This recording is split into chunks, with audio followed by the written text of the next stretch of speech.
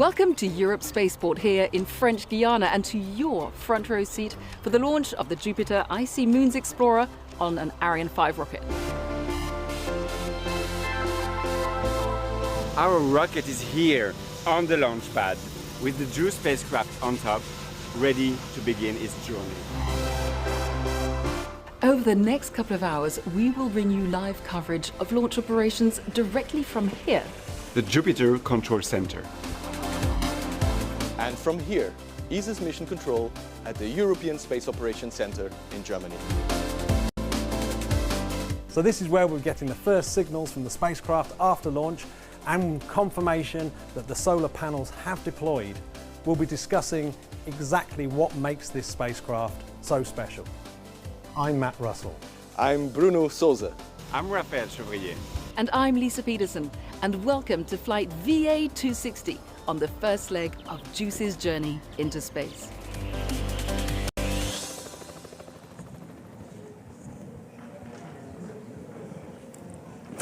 Following yesterday's postponement due to bad weather, Ariane 5 is now ready for launch here at Europe's spaceport in French Guiana. With her single passenger, the Jupiter Icy Moons Explorer, JUICE, safe and sound under the fairing. Liftoff is scheduled in just under half an hour.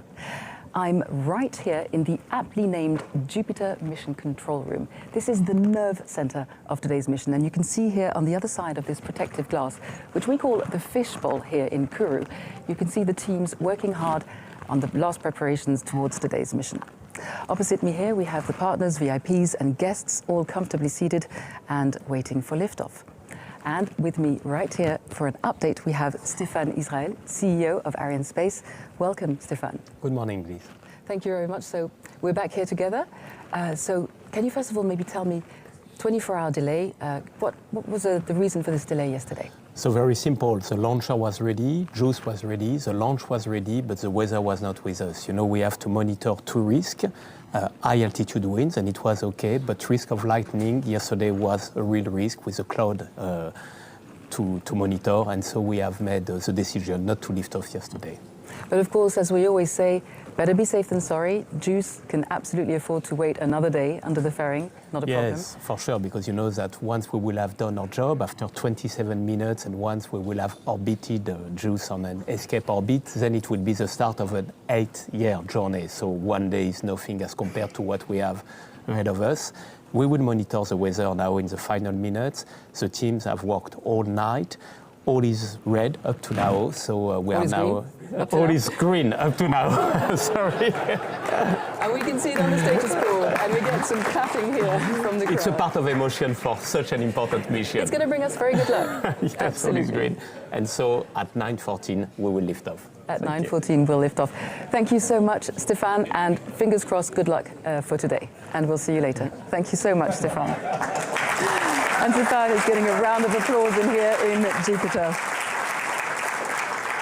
Of course, an emotion which is easy to understand, obviously, considering the conditions of yesterday's delay. But everything is fine, safe and sound under the fairing, as we said. So, as the teams working here in Jupiter Control, more than 7,000 kilometers away over the Atlantic at ESA's Mission Control Center in Darmstadt, Germany, we have the teams there who will take over control of the aircraft once it separates from the mothership.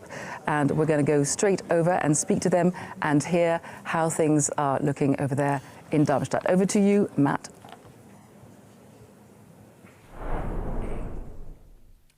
Thank you, Lisa, and hello to all our watchers. Welcome to ESOC, the European Space Operations Center, here in Darmstadt, Germany, in the heart of Mission Control. I am. My name is Matt Russell, and I will be your host for the second half of this JUICE broadcast. And behind, we have Bruno Souza in the actual control room itself. So, hello, Bruno. Try and give us an update of what's happening in there at the moment. Hi, Matt. We're still getting goosebumps all day, although to this time a bit more cautious goosebumps. But we are ready to go. And in fact, just a few minutes ago, the flight director, Andrea Komatsu, just did the roll call and got to go from everybody here in the room. We have some footage of that, and we're going to replay it for you. To all stations, this is Odi on the briefing loop for the roll call. Please reply on my call with your call sign and your status go, no go. OM. OM. Go. Some. Some go. Data handling. And data handling go. AOCS. AOCS go. Platform. Platform go. Flight dynamics. Flight dynamics go. Project rep. Project rep go. Project support. Project support go. Softcode. Softcode go. Software support. Software support go. S-track. Extra go. Scheduling. Scheduling go. Thanks. This completes the roll call for the JUICE mission. We are go for launch. So as you just saw, we are fully ready to go. We're just waiting for that rocket to get off the launch pad. Thanks so much, Bruno. Well, we're running out of time here, so we're back over to you, Lisa, in Kourou, and massive good luck to you. Thank you from the teams in Darmstadt. And hey, the pressure's on. They said all we're waiting for is that rocket to take off. Well, they've told us they're ready. The rocket is ready, but we want to know about JUICE. And we have Mihaela Barbu from ESA who's here to tell us all about it. Mihaela, how ready is JUICE? Good morning. JUICE is actually ready and excited to start this journey. As we speak, my colleagues are closely monitoring the satellite. So yesterday, after the launch postponement, the satellite was switched off. And slowly in the day, around 7:14 p.m., it has been turned on to start the countdown procedure. They are very close to us, a few kilometers away in LBC control room, and everyone is hoping for good weather specs. Fantastic. So we have a bit of time to chat about this. So your job is schedule controller. Does that mean that you're in charge of making sure all goes to plan? It's part of my responsibility, but you know, when it comes to scheduling, it's never one single person's job. It's actually a team exercise because planning means working coherently as a team. And us, the JUICE project team, we are quite schedule-oriented. We have a strong planning mindset. And even if you have the most perfect plan, you always have risk, you have uncertainty. And we saw that yesterday. So imagine if you take a step back, us in JUICE, we had to run our AIT campaign through a pandemic. And if you think of the industrial consortium, more than 2,000 people worked on this program, 23 countries, 18 institutions, 83 companies, then you understand the complexity of project management that my colleagues and I have been performed on this mission. And done a fantastic job so far. So this is a personal journey for you. It's 8 years, your entire professional life, because you're just a baby. So tell us how you're feeling today. I'm very excited, and yes, JUICE is my entire career in ESA. And yesterday, as the project team, we received so much positive energy from home, from our science project. Thank you so much for your wishes. Everyone in STEC, we saw you how many were there. Thank you for your support. ESOC, ESAC, the people on the spaceport, we managed to see our extended JUICE family, our instrument colleagues, and we spoke with them. So they gave us all the energy to go through the night and to keep JUICE ready for the launch today. Thank you so much. Have you got a last word before we leave it here? I wish everyone to enjoy the launch from all the teams who have worked on this amazing journey. As European, I'm exceptionally proud to be part of it. And let's enjoy the event of today. It's well-deserved. Absolutely well-deserved for your teams and, of course, all the other teams that you mentioned that have been working on this project. Thank you so much, Mihaela. Thank you. So as Mihaela was saying, a huge amount of work from teams all over the world. We're going to find out more about these teams' achievements and, of course, about JUICE in the next film.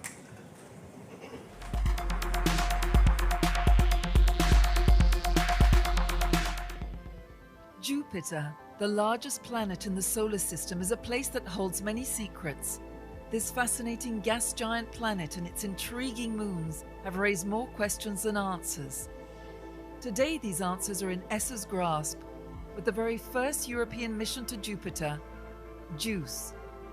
Short for Jupiter Icy Moons Explorer, this spacecraft will explore Jupiter and 3 of its icy moons, Callisto, Europa, and in particular Ganymede. Developed and built by Airbus, JUICE's spacecraft is equipped with 10 top-of-the-line science instruments to explore the Jovian system and investigate whether some of its many environments may be suitable for the formation of life. This grand odyssey of exploration begins with the launch of JUICE on an Ariane 5 rocket from Europe's spaceport in Kourou. an historical mission aiming at solving key mysteries such as the possibility of life in the Jovian system, Ganymede's magnetic field, and last but not least, the formation of Jupiter and its moons. JUICE will also study Jupiter's complex weather, chemistry, and climate in detail. It's a very fantastic mission from the scientific point of view. Very broad science, very interdisciplinary science. We would like to see whether around Jupiter there are places where life could have started. To explore that, we need to find a place with internal energy and with liquid water. And inside the icy moons, we have good reason to believe that there is in fact more liquid water there inside the surface than on Earth. JUICE is expected to arrive at Jupiter in 2031 and will then make its Jupiter tour and moon's flybys before orbiting Ganymede. This will be the first time a spacecraft orbits any moon other than our own. During its journey, JUICE will face many dangers such as Jupiter's intense radiation belts or its large gravitational pull, but these dangers will be worth it for the science that JUICE will uncover. The gas giant will reveal some of its many secrets in 2032 when the first data will be available. Watch this space.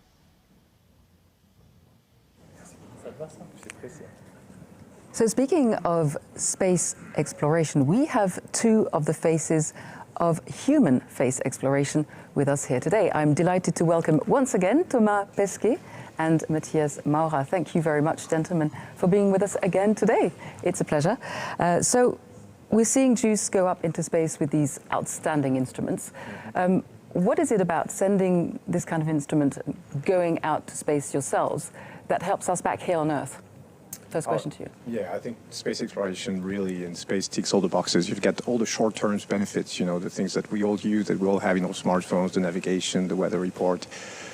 And then you have the more medium-term, I would say, applications. The reason we know today about climate change, the reason we're in position to fight climate change is thanks to all the missions we send around the Earth and observing the Earth. So that's kind of the more medium terms.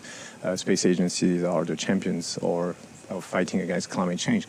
And then you have the longer term, the far-reaching benefits for the future. And that's the research and the exploration we're doing, the research on board the space station, building better materials, better medicine, better treatments. And it all diffuses in society on Earth and it's going to make the progress, go up one step at a time. And then those missions going far out into the solar system, it's really to look at ourselves, our place in the universe, how do planets form, where do we come from, where are we going? Those are very important questions, and those are the type of questions that we're trying to solve with those missions. Fantastic. Well, we're talking about JUICE today that's about to lift off and go on its mission, a long, long journey.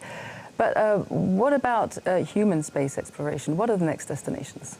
Well, I think the next destination is very much the moon. I mean, the next big thing in space exploration, human space exploration, is the Artemis program. ESA has a big part to play in Artemis program. We're providing the European service module to the Orion capsule.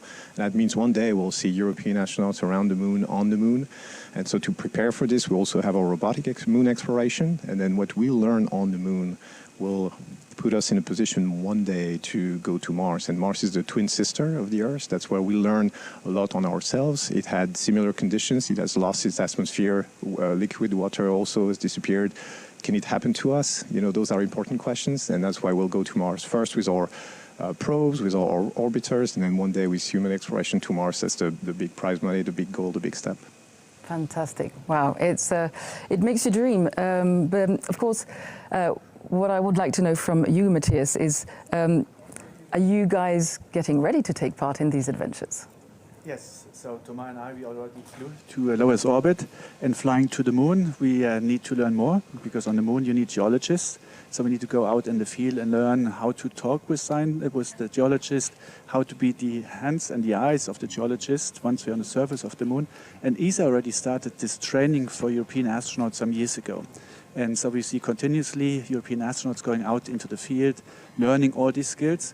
But we also need to develop facilities where we can train European astronauts what to do on the moon. And so in Cologne, we will now have the moon training facility, which will enable to do all this training over there. And it will be so good that even hopefully the NASA astronauts will come over to train there, for their Artemis mission. So that's the big vision that we have. But it's not only learning for the moon. We also should like also keep in focus that we have European astronauts flying to the ISS. Andy Mogensen is getting ready to fly later this year. And we just started a new astronaut class. They will be flying to the ISS, hopefully, and to whatever comes after the ISS. So do you imagine yourself taking off from here from the European spaceport here in French Guiana one day, Matthias? Yes, we are currently in times that are really like a revolution in space. And so Europe needs to step up. And one of the big missions that we have, we need to become sovereign, to become autonomous, also with access to space for Europeans from European soil. And I think French Guiana is the ideal place to send Europeans on a European rocket in a European capsule to space. It's our big dream. Thomas and I, we would love to fly together from here to low Earth orbit, but maybe even also in a European rocket further towards the moon. And you said you'd be happy to welcome your NASA friends as well. Absolutely. I mean, it's like we should not forget spaceflight is also a soft diplomacy power. And we will see very soon that China will invite foreign astronauts to fly to their space station. And so we Europeans, we are just learning that in these times it becomes more and more important to be on level field playing. And spaceflight definitely is also an important part in the diplomacy area. Huge thank you, Matthias. And we have with us Josef Aschbacher. You are the Director General of ESA. Thank you for joining us. So in a nutshell here, what we've been talking about is Europe's capabilities for independent launch. Are you going to make this happen? You have 15 seconds. It's not for me to make it happen. It's all the others to make it happen. But certainly we have been working very hard on it. We have consulted experts, independent experts, to help us giving advice what this would mean for Europe as a unity of all the countries, the inspiration we would give, the economic benefits, the geopolitical strength that would be portrayed through such an activity. So there's a lot of interesting facets, and you have just heard Matthias and Thomas talking about those because it's so important, and yes, we're working on it. But let's talk about JUICE because that's why we're here. Also another excellence where Europe is really good, and let's look how our satellites and our launches are doing. Thank you very much, gentlemen. Huge thank you. Thank you. And to talk about JUICE, I am joined by Raphael Chevrier from Ariane Space. Raphael is going to take us step by step all the way through every step of the mission. Raphael. Hello, Liz. Hello. Welcome to Road to Space, and I'm going to let you take over from here and tell us what the next steps are. Yes, so this morning we are launching towards the east, where we benefit from the slingshot effect given by the rotation of the Earth. So the launcher performs a first pitch maneuver in order to get us into the right direction. And only 2 minutes and 17 seconds after liftoff, the two boosters have done their jobs of providing the main thrust, so we don't need them anymore, they are detached from the launcher. Shortly after that, the fairing, which protected the spacecraft from the environment of the launch, is also jettisoned as we have crossed the limits of the atmosphere. Once the launcher reaches an intermediate orbit, the main stage is cut off and separated.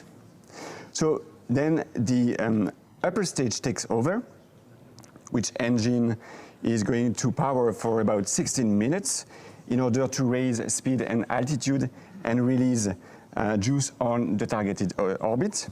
So, by the way, the little towers that you see on the motion picture, they represent a chain of telemetry stations that are receiving data from the Ariane 5 in real time all along the flight path. After some orientation maneuvers, JUICE is separated on a liberations orbit. It means that it will have the required speed to escape literally the gravitational pull of the Earth. Then this is almost the end of the mission from the launcher, as we still need to perform some disposal maneuvers of the upper stage, but JUICE is only beginning its journey.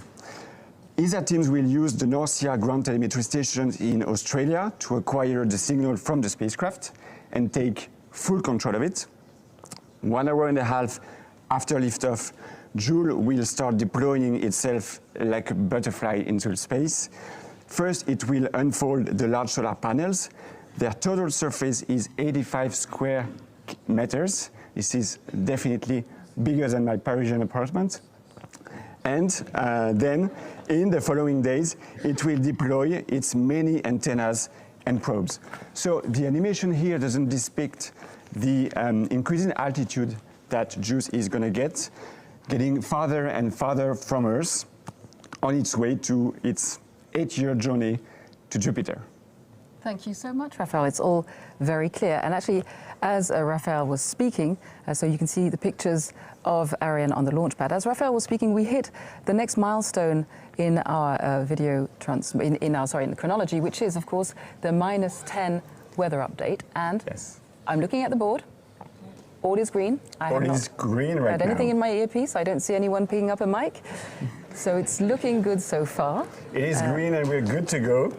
Looking good to go. What we check, like Stefan said, we are usually checking the wind at high altitude, the wind in the vicinity of the launch pad, and also the risk of lightning. Yesterday, it is the risk of lightning that prevented us from launching, but today, everything's good. We're good to go. We can continue the operations. That sounds great. And continuing the operations means that we're heading towards what we call the synchronized sequence. We'll talk about that in just a minute. So there's another team. You see the teams working here.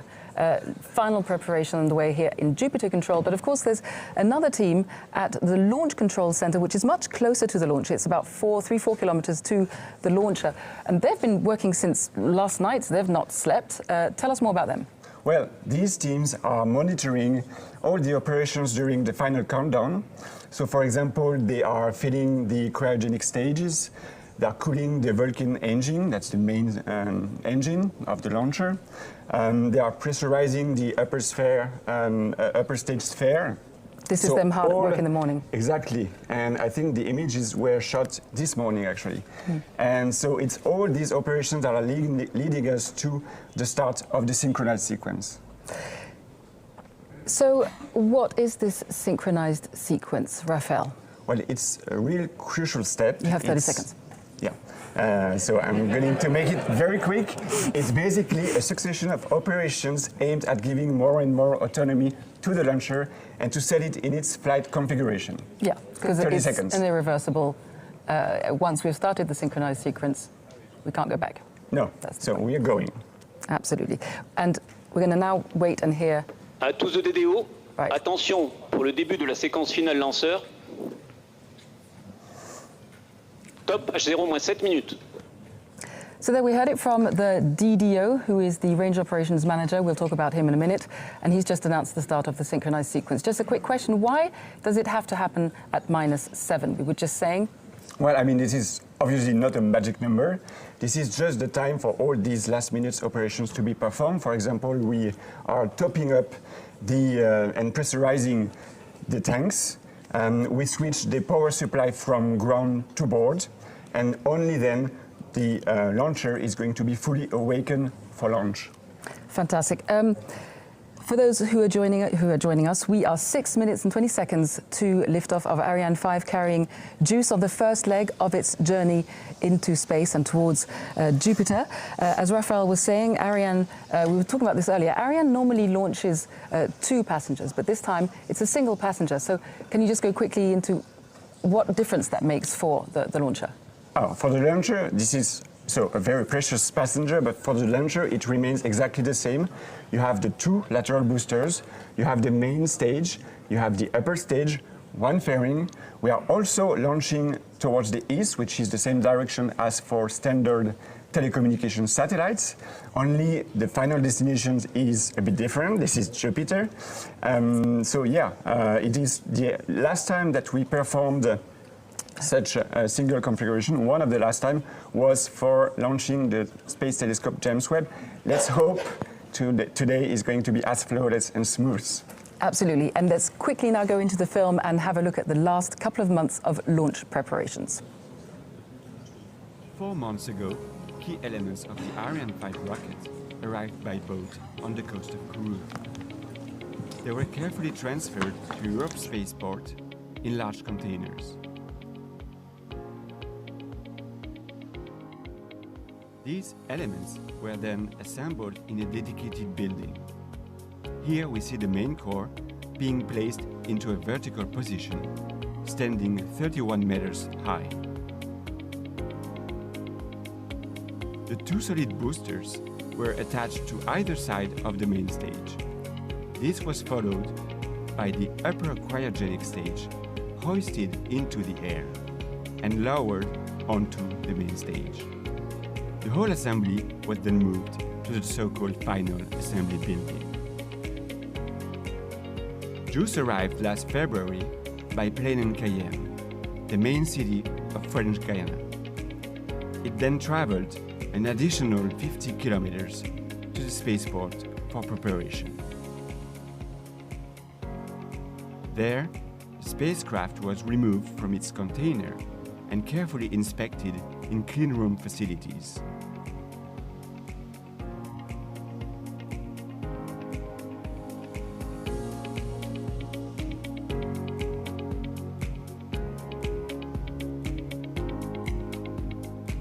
JUICE was then integrated onto the launch adapter before it was fueled, bringing its weight to just over 6 tons.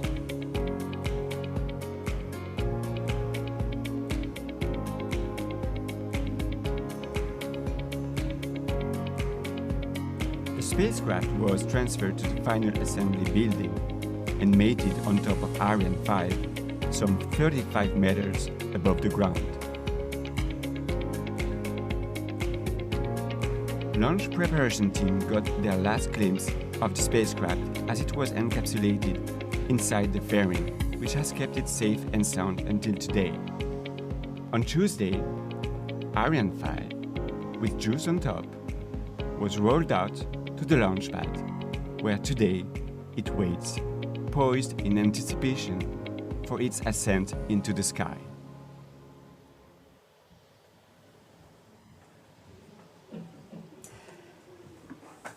So, our passenger is sitting safe and sound, tucked under the fairing, as you can see, waiting for liftoff in just over 2 minutes.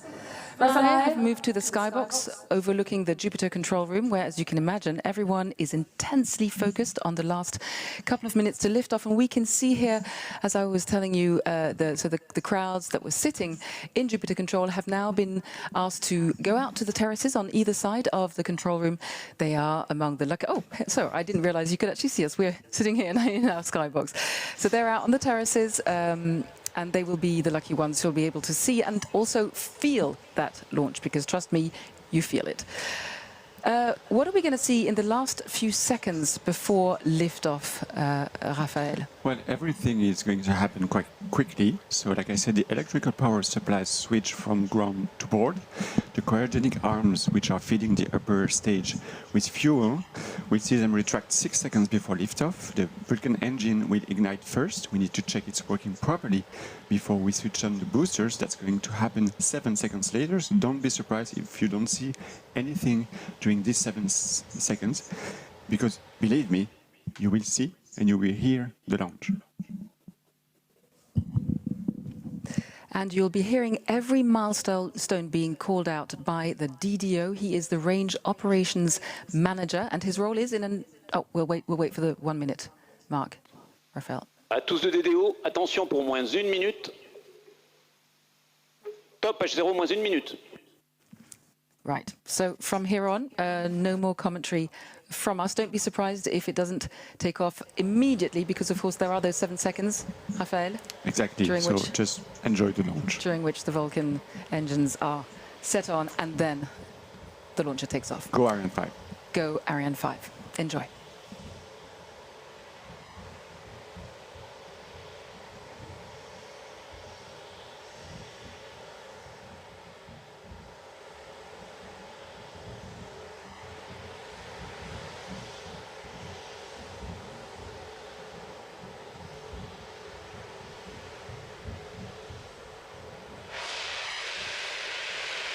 À tous de DDO, attention pour le décompte final.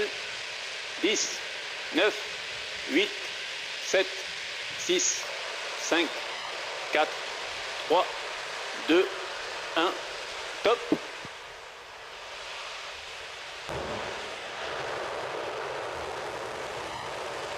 Allumage Vulcain. Allumage AP, décollage.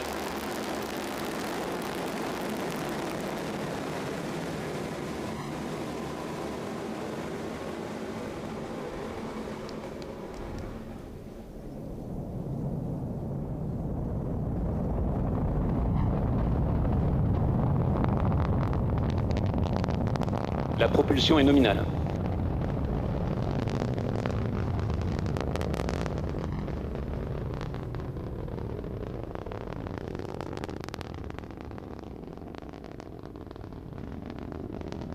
La propulsion est nominale.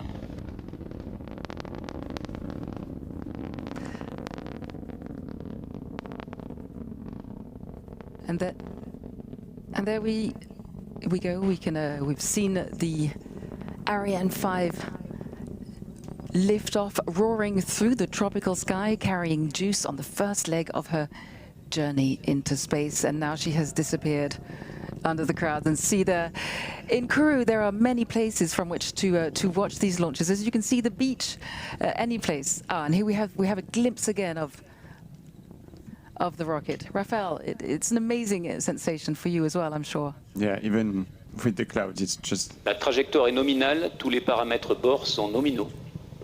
It's really, really always impressive, and it's an emotion to see it. So the DDO said that the trajectory is nominal, which means that it's working perfectly, it's going as planned. La propulsion est nominale, le pilotage est calme. And in fact, just to sum up what the DDO does in 3 words, his responsibility, he's the person who calls out every milestone along the way, and he's in charge of providing information on propulsion, guidance, and trajectory. Exactly, he's like an orchestra conductor, gathering all the informations and summarizing it in real time, and soon we'll have booster separation.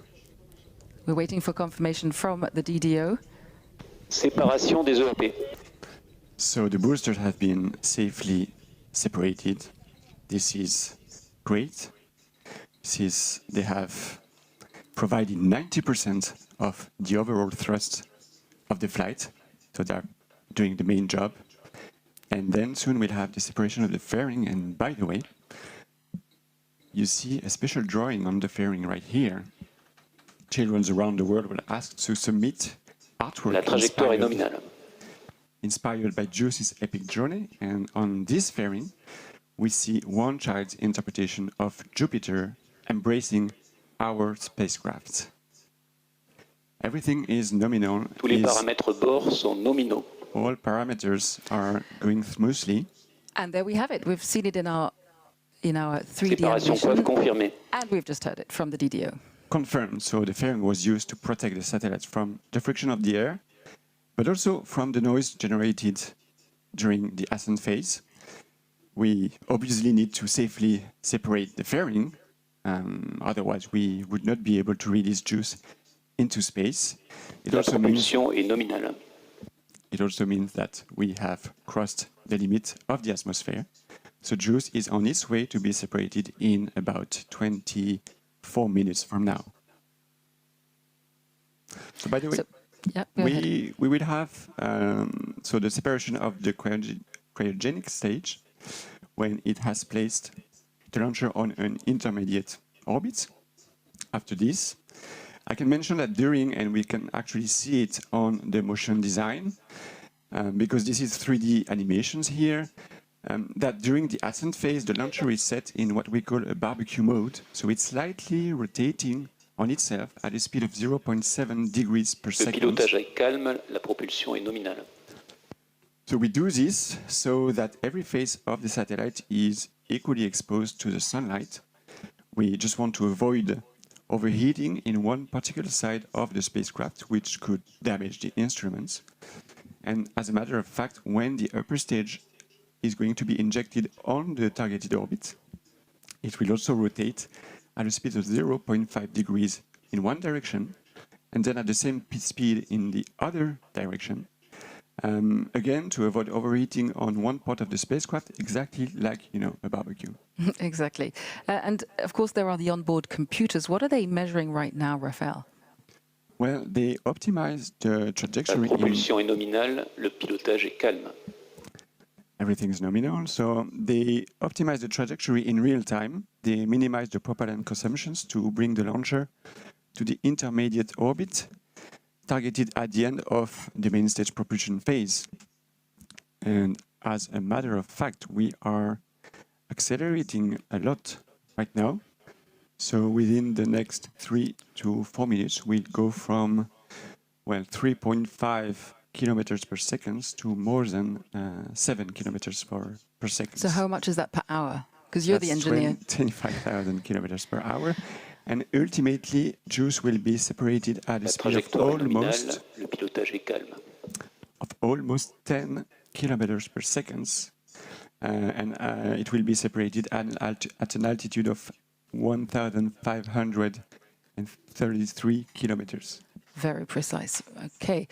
So the next milestone we are now waiting for, and we'll be hearing this again from the DDO, is the acquisition by our downrange station of Natal. That is located in on an island in the middle of the Atlantic. I'll just wait and hear that from the DDO.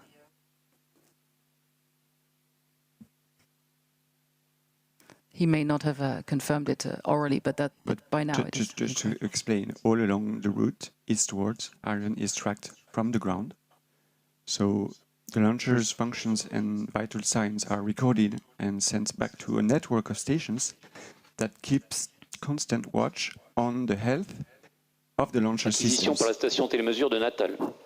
And we have it. The confirmation that the first... Apologies, of course, I did not mean Ascension. I meant Natal, over the border in Brazil, of course. That's the second downrange station. And just so you know, in all, that's about 1,500 parameters that is collected.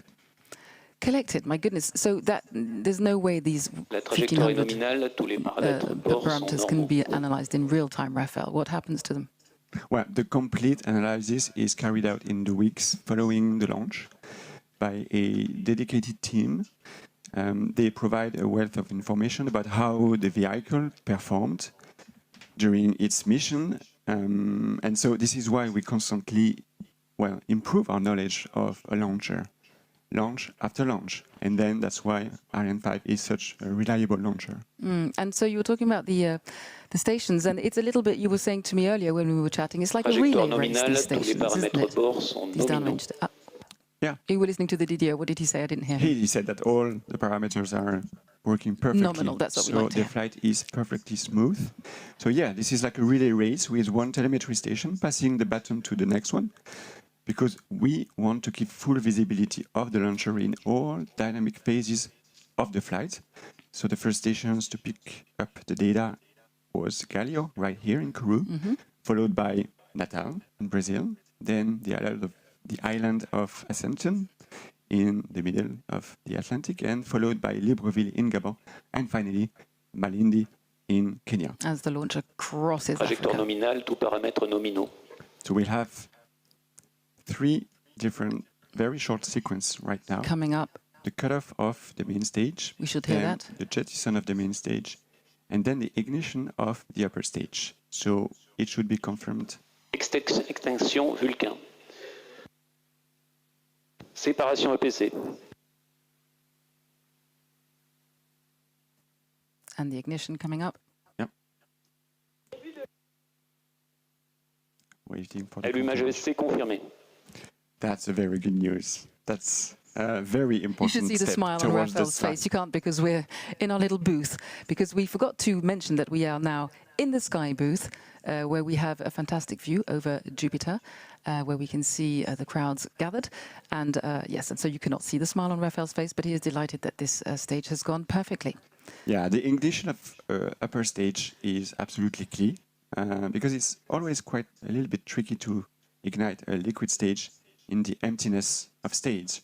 I told you that on the ground we wait for a few seconds to check that the Vulcan engine is correctly ignited Fin de visibilité par la station de Galileo. before liftoff.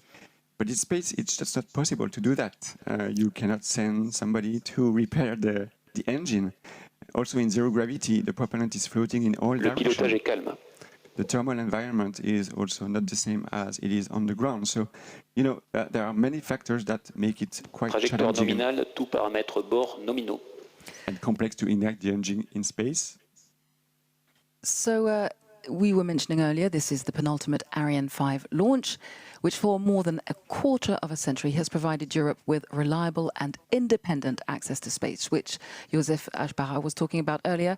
Ariane 6 will be taking over. Europe's best engineers are building on the success of Ariane 5, and there's already a fully integrated Ariane 6 on the launch pad right here in Kourou. You're going to tell us about that, Raphael. So can you take us through the latest developments with Ariane 6?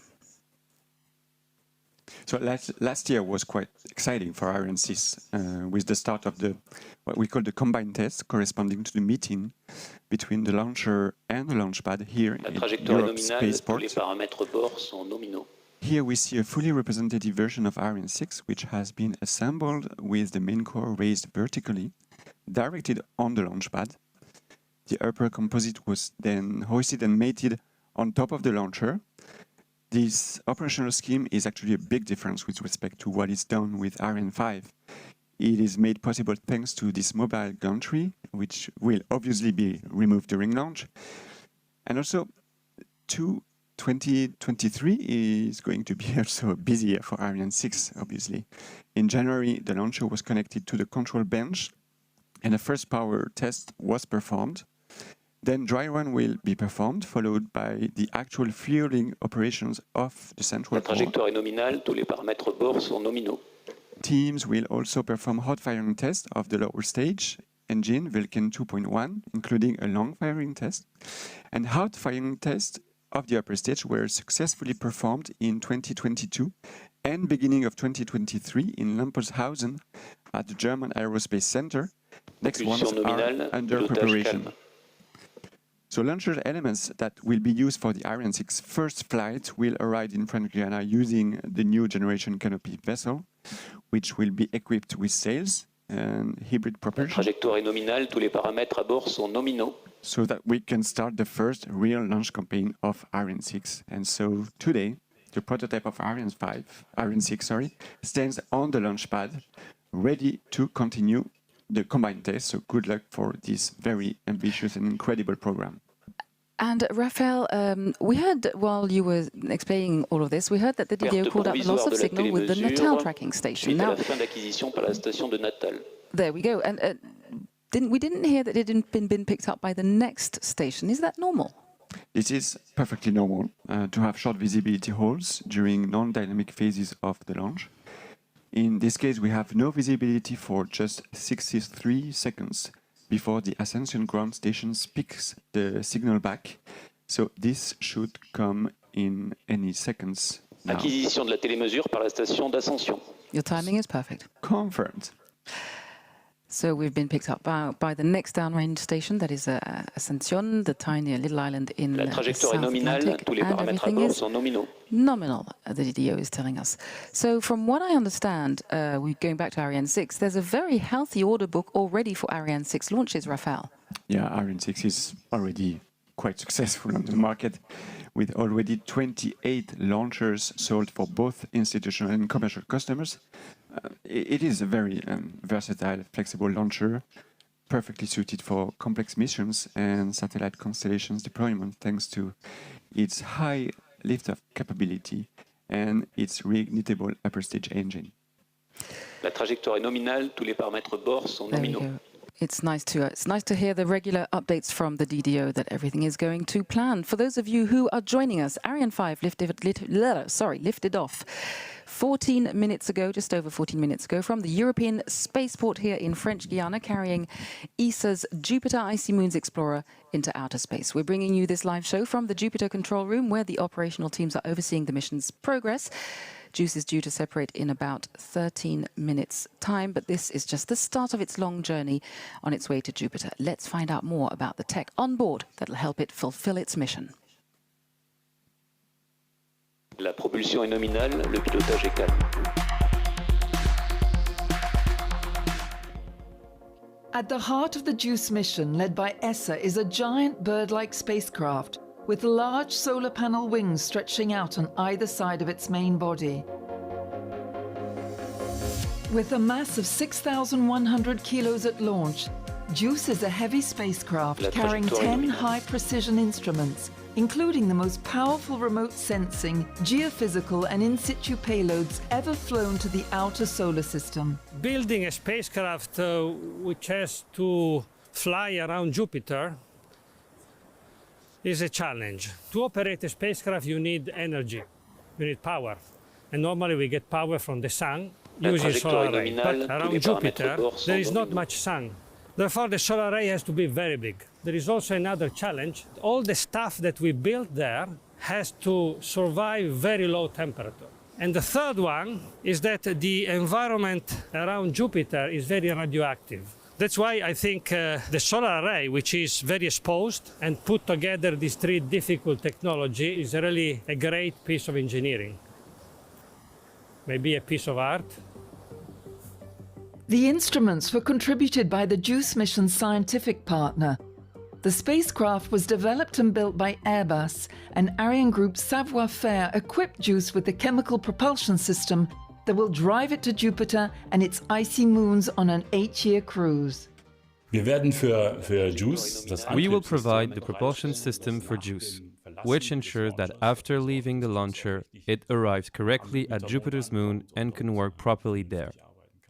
It's a fascinating thing, especially because the technical requirements of such a long journey, with so many constraints to consider, challenge each of us in a unique way. Engineers have devised advanced technological solutions so that JUICE can operate in extreme environments, face Jupiter's high radiation belt, the long distance and harsh temperatures. Its 2.5-meter diameter antenna will send the data JUICE collects back to mission control, although it can take close to an hour to travel to Earth. The European mission JUICE is going to be a real revolution. Its collection of valuable data will be used by scientists for years to come and help unlock some of the greatest mysteries of the universe.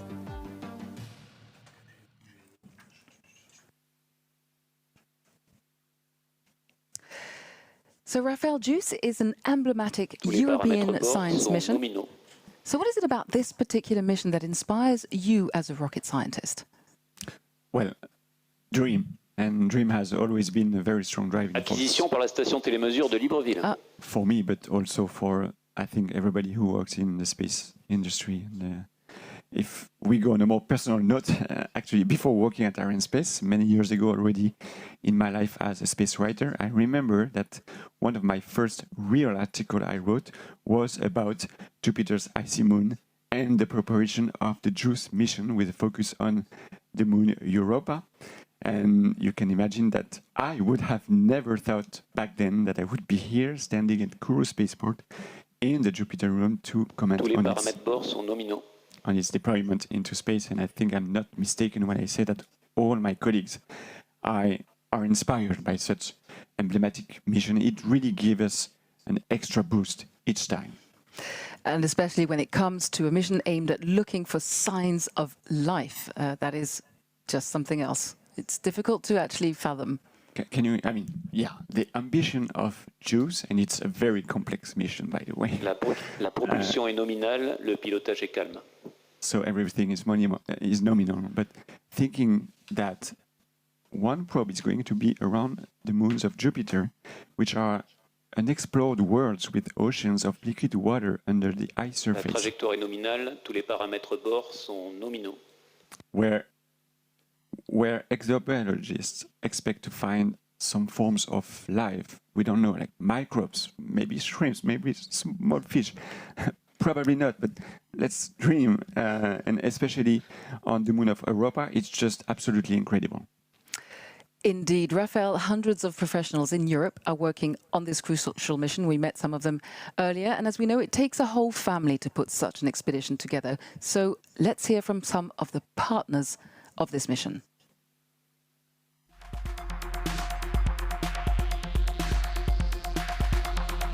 Bonjour, je m'appelle Victoire de Maincourt, je suis de nationalité française, je viens de Toulouse, je travaille chez Ariane Espace. My name is Rossella and I originally come from Italy. My name is Oliver Troll and I'm a German rocket engineer working for Ariane Group in Bremen.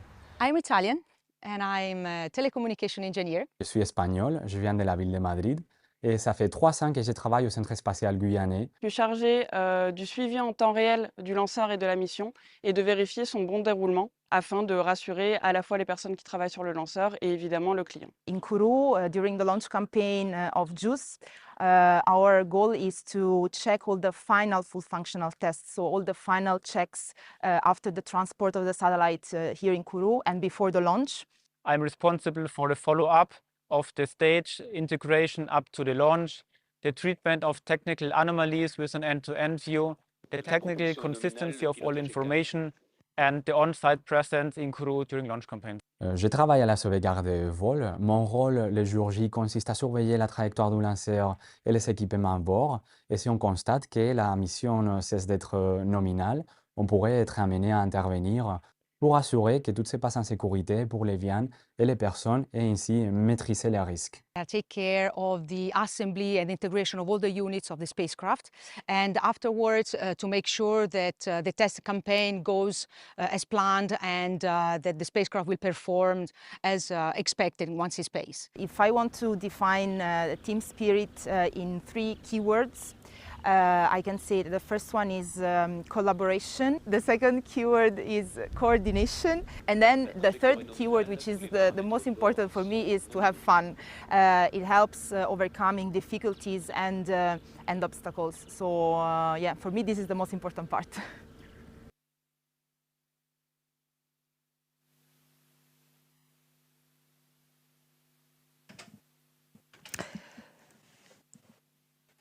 So we are coming up to 22 minutes after liftoff, which means that in just over 5 minutes, JUICE will be separating from the mothership and starting its own life in space. Raphaël, can you give us an update on where we're at right now? So everything is working perfectly. Acquisition par la station télémesure de Malindi. So we have the Malindi telemetry station acquisition. So in the past 5 minutes, we went from 190 kilometers to more than 500 kilometers of altitude. So it now has a speed of 9.6 kilometers per second, which is absolutely gigantic. It is almost the speed at which JUICE will be separated into space. During the next 5 minutes, we'll increase altitude even faster. We'll gain an additional 1,000 kilometers in altitude. And by the way, the weight of our structure right now is 14 tons about, only 2% of the initial mass of the Ariane 5 when it was on the ground. That is just unbelievable, 2%. Ariane 5 typically launches geostationary transfer orbit launches. So here we're sending JUICE obviously much, much farther on an escape orbit. How is this different? How does it differ, for example, from launching a telecom satellite, which are many of the satellites that are launched with Ariane 5? Well, the energy to provide to the spacecraft by the launcher is higher. It needs to escape the gravitational pull of the Earth. Also for geostationary launches, we usually have a launch window of typically 30 minutes to 1 hour and a half, let's say, during which we can try and launch. And today's mission is sort of a rendezvous mission. And there was no launch window. It was what we call an instant launch. So we had to launch an exact time. So this is why everything has to go smoothly, even the weather before launching. Also, geo launches to the geostationary orbit usually happen in the evening. Today we launched in the morning, meaning that the team have been working all night during the final countdown. And also, we had to slightly adapt the filling of the tanks of the upper stage with cryogenic propellant, as the launcher was exposed to the sun since early morning, 6 a.m.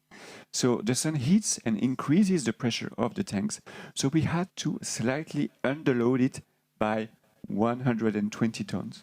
Which is kilos, sorry. So how is it this mission in itself different in terms of preparation? Well, we needed to take extra care in terms of cleanliness, because before leaving the Earth, we want to know exactly what kind of biological material JUICE takes with it.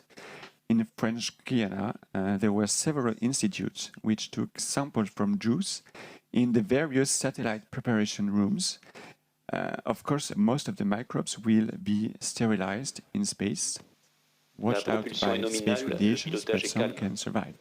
Here we see on the image His Majesty the King of Belgium and His Royal Highness Prince Gabriel, who... And they are here as VIP guests because Belgium has contributed rather importantly towards preparations for JUICE. So we were talking about, we were looking at the difference in preparation, weren't we? The second main difference is that, you know, JUICE will perform very precise magnetic field measurements around Ganymede, the moon of Jupiter. And we had to measure many times the magnetic environment of JUICE during the launch campaign on the ground to make sure that in space it will measure only the magnetic environment of Ganymede and not its own magnetic field. Because it has a very, very strong magnetic field, of course. Exactly. Okay, and so in a nutshell, looking at the time, we actually have, I haven't heard it from the DDO, did you? So right now, we are in the stage where the upper stage is performing slight orientation maneuvers to separate the spacecraft in a very specific direction. It's important to do so on time in a very precise way, as it will really drive the satellite injection accuracy and have an impact on the rest of the spacecraft's lifetime in space. Just to give you an idea, manœuvre d'orientation au profit de JUICE se poursuit de manière nominale. Trajectory correction maneuver. And so the better the injection precision, the less important the maneuver is going to be, meaning that JUICE will be able to save its precious fuel for the rest of the mission. And Raphael, we are 30 seconds away from separation. What are we going to see exactly? And then we'll stop the commentary and wait for the moment. In a nutshell? Well, let me remind you that this is 3D animation here, but the teams are receiving signals and information in real time, and it is them who will confirm the separation of JUICE on its liberation orbit. They will provide all necessary information to ESA teams so that they can acquire the spacecraft. Let's wait for confirmation from the DDO.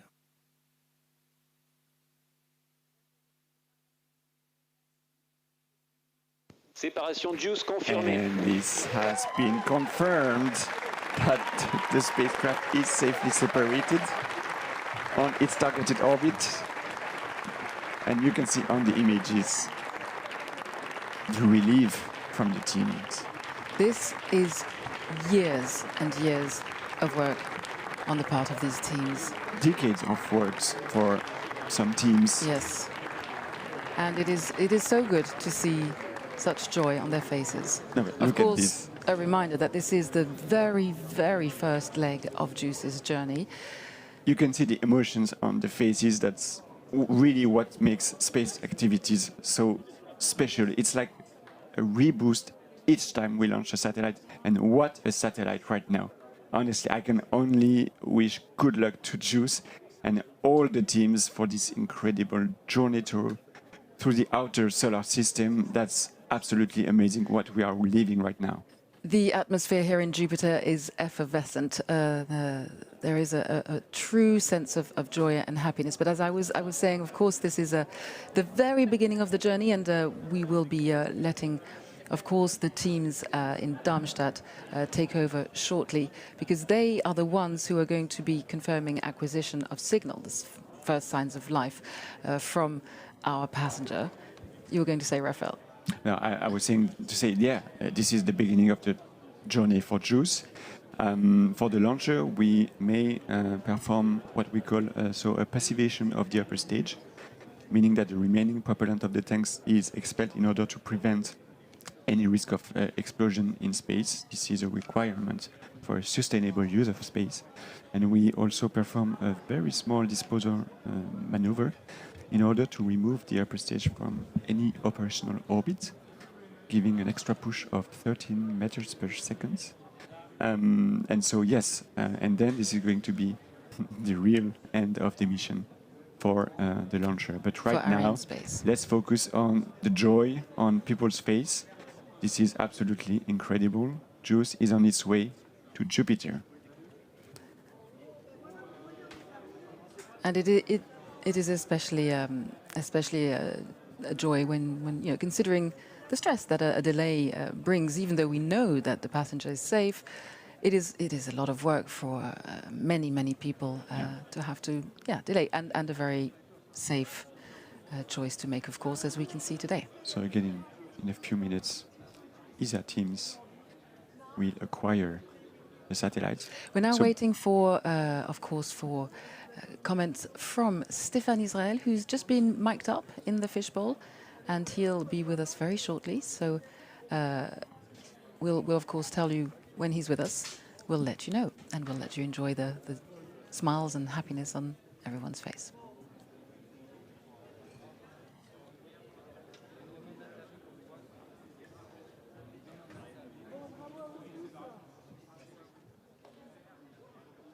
And here we have Stéphane, who is marked up and ready. Stéphane Israël, over to you. A few seconds delay, but he's with us. Over to you, Stéphane. Okay. So today's mission is a full success. Team Europe has perfectly delivered. I really want to pay our tribute to all the teams who have made this success possible. Ariane Space and Ariane Group team for sure, all the supply chain, ESA, our customer, and Airbus Defence and Space, who is the JUICE manufacturer. It's really the success of Team Europe today, with the support as well for sure of CNES here on the spaceport, and with the design authority of Ariane 5. It is absolutely perfect launch today, and it is now the start of a journey for JUICE, 8 years journey. Thank you very much, Stéphane Israël, Ariane Space CEO. So our teams are now going to, at ESOC, are now going to be taking over from here. So we're going to hand over to them in Mission Control, ESA Mission Control in Darmstadt. Over to you, Matt. Thank you very much, Lisa. So welcome back to everyone. We are standing in the heart of the European Space Operations Centre, ESOC, a facility in Darmstadt. And this is the mission control room right behind me, the main one. We've got a couple of major milestone events coming up. In less than 5 minutes, we hope to get the first acquisition of signal. That's where we actually talk to the spacecraft itself.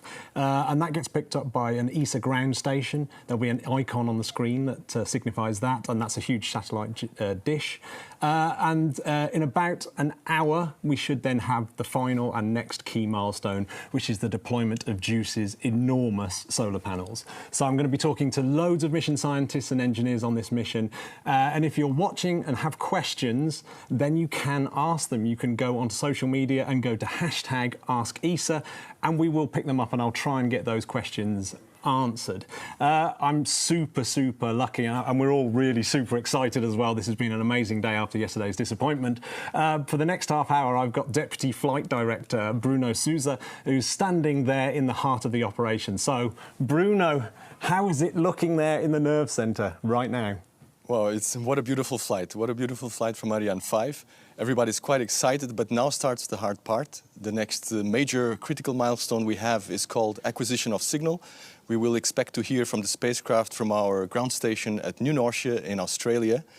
If you see behind me, there is a plot over there on the screen. If this was a hospital and the satellite was our patient, that would be the electrocardiogram. And what we want to see there is a nice, beautiful shape, should resemble the Himalayas with a Everest in the middle. That indicates the satellite is alive and healthy. If we only see the Kilimanjaro, we'll have some work to do. If we don't see anything at all, we'll just have to be patient and wait for it to come. It will come for sure. So now starts the hard part. The teams will start working. Pay attention to the acquisition of signal coming up at any minute. So much has happened already. As you can see on the bottom of your screen, with 4 icons representing major milestones in the launch today. We've made it through the first 2, which is unbelievably exciting.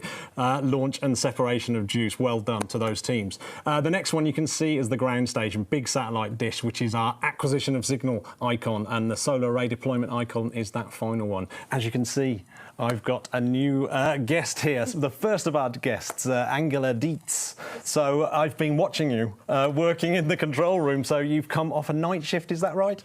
Not yet. We started at 6 o'clock in the morning. That's okay. A night shift. That's a night shift exactly. as far as I'm concerned. It's the second time we did it, and everything worked well.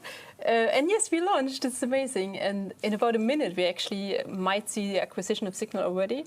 So it might be already coming up now. It's not guaranteed. There could be also delays if the spacecraft has a certain spin from the separation from the launcher. In fact, we've got this little picture here. What sort of thing are we expecting to see? Yeah, so like Bruno was explaining, a bit like a mountain in the middle. Yeah, so this is the frequency band the ground station is listening to. So it's pointed at JUICE, where JUICE is supposed to be, and the communication system on the spacecraft was already started, so it's already transmitting data. But here we wait for the spacecraft actually to come over the horizon, so to arrive to be seen from the ground station. So we've got have we got a small window where we can see this, or how big's the window where we can actually see this acquisition Well, signal? this time would be actually now, but it could be delayed up to 40 minutes. So really depends how the spacecraft is moving. If it's a little bit tumbling, the spacecraft will first do an acquisition and stabilize the attitude. Okay, right. We're just coming up to this acquisition window, so I'm going to go over to Bruno in the control room and see if we can see what's happening. We just have to be patient. The signal is not there yet. At any moment now, it will appear. Actually, I will not bother you describing it too much. Just stay with me and watch that signal until it pops up with the signal of our spacecraft.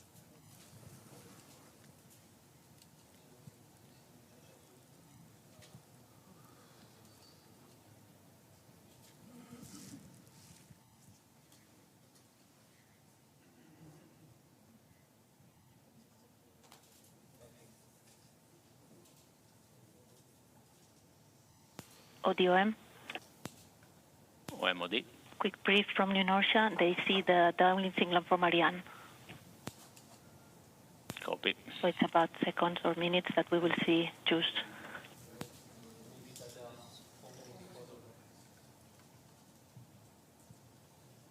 It's gonna come.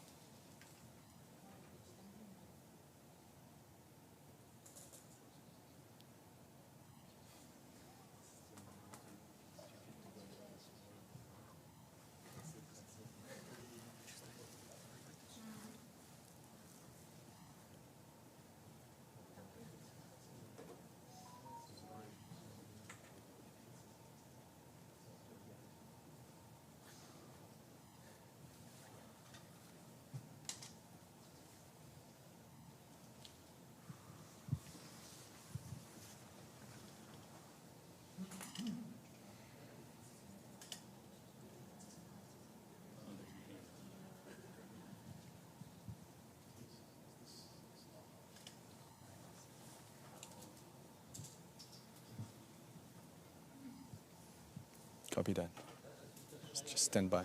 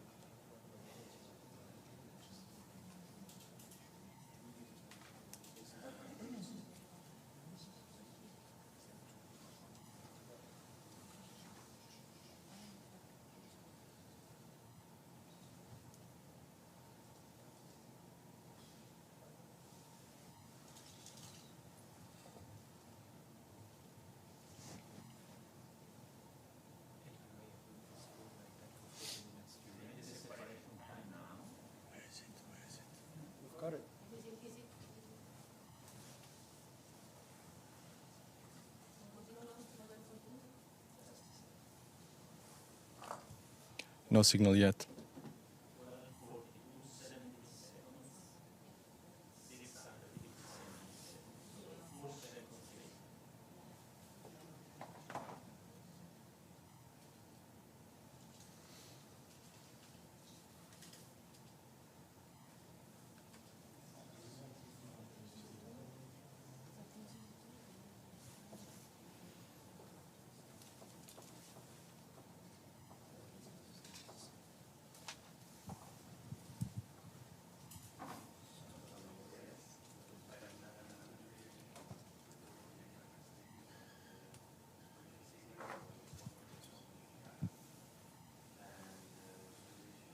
La dernière manœuvre d'orientation de l'étage supérieur se poursuit de manière nominale.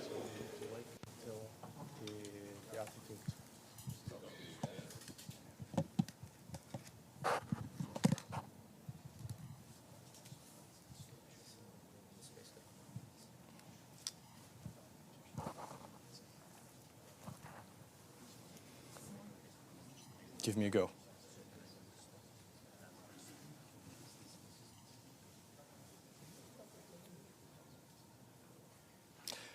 We still don't have acquisition of signal at this point. This satellite, as you might have heard already, has been separated from the launcher, from Ariane 5. As it separates, there's always a certain rotation, a tumbling effect. The satellite needs to first prime the thrusters. That means it needs to make all the pipes open such that the fuel and the oxidizer can flow through it. At this point, it can use the thrusters for control, and then it will try to find its own orientation in space, and at that point, it will switch on the transmitter and start transmitting. So there's always a certain uncertainty about the time when we'll actually receive the signal. We have to be patient, we have to keep looking, and I'm sure it will wake up quite soon. So thanks very much, Bruno. So Angela, what does it mean? What does this actually mean? How long do we have to kind of try and get this signal acquired? And you know, where are we? What's your feelings right now? For me, this is still nominal, yeah, yep. Still quite nominal.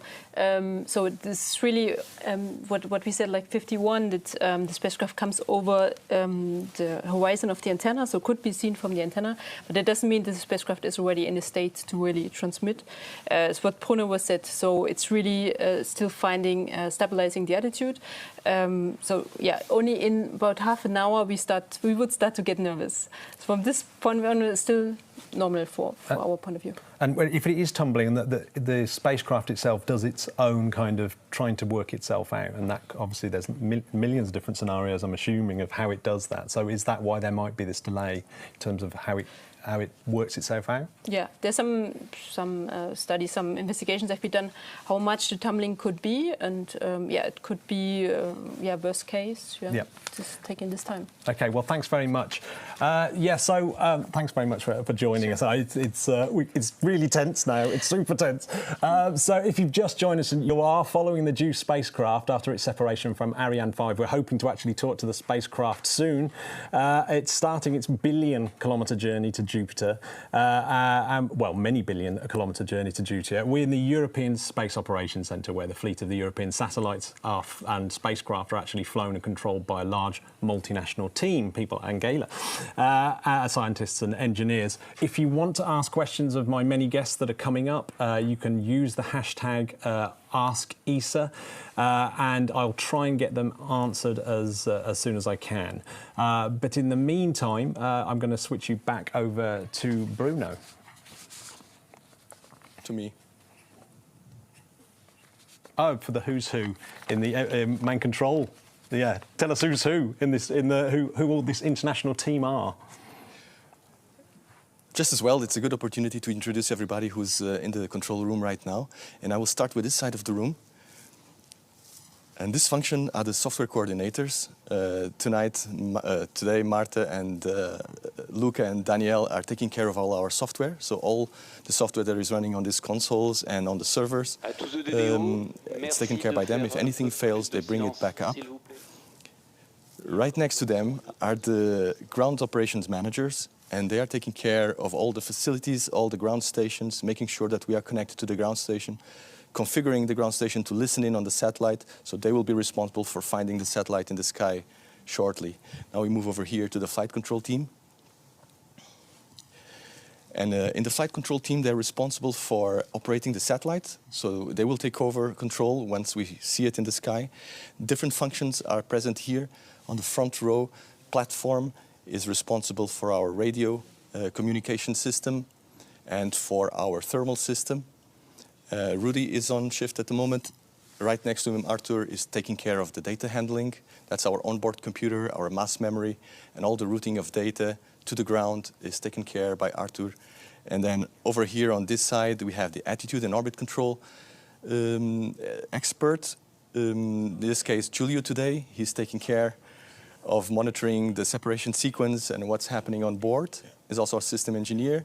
And leading all these people at the moment is my dear friend and colleague for many years, Ignacio Tanco, who I may add is probably one of the best spacecraft operations managers in the world right now.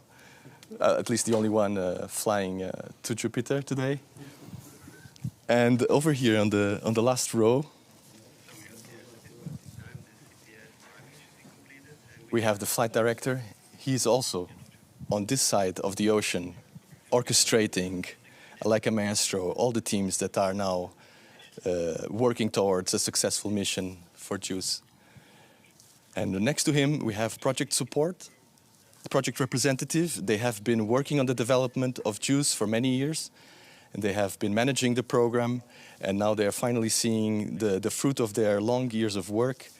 And they are also our interface to the Airbus team that built the satellite, and they're sitting in the room behind this wall, providing us all the support that we need. Back to you, Matt. Thanks very much, Bruno. Right, always absolutely amazing to have Bruno's expertise on the floor and just all those amazing people. What an absolutely awesome team they are. So if you've just joined us, we're live in Germany, here in the heart of the control centre, where the European fleet of satellites and spacecraft are indeed flown, as we've just seen. You can join in at home and send in your questions at #AskESA. So right now, we're trying to talk to the spacecraft, and that is done with a ground station called New Norcia, which is actually in Australia. And amazingly, we're going to be able to speak to the manager of New Norcia, Susie Jackson, all the way the other side of the world. We've got to go right the way through the world to get there. Yeah, let's go there right now. Hello, Susie. So right behind you, I can see an enormous dish that looks very much like our acquisition of Signal Icon. G'day. Is that the one that we're actually going to be using to try and talk to the JUICE spacecraft?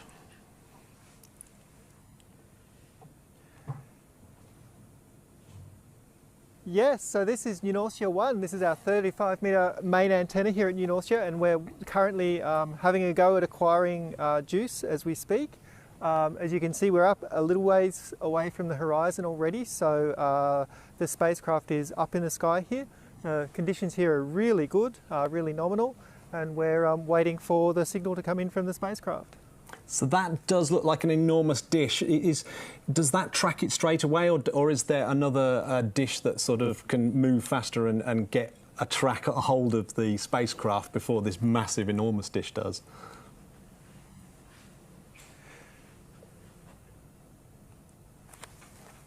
Yeah, so for these early acquisitions of spacecraft that are still close to the Earth, we cheat a little bit because we've got such a big dish here with New Norcia 1. It has a very, very, very narrow beam, so it's only able to spot a spacecraft in a very small, very well-defined area. Because we aren't completely sure where JUICE is yet, there might be a little bit of variation in its trajectory, although I hear everything's nominal so far.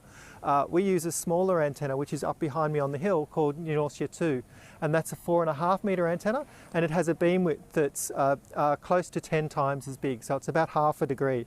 So if JUICE is up there and it's transmitting to us, we'll see it. So as soon as JUICE gets its act together and gets its attitude stabilised and starts talking to us, we'll definitely hear that signal. Yeah, JUICE is keeping us all guessing at the moment. So how long can this dish actually track JUICE for? Is it for the whole day, or how does that work?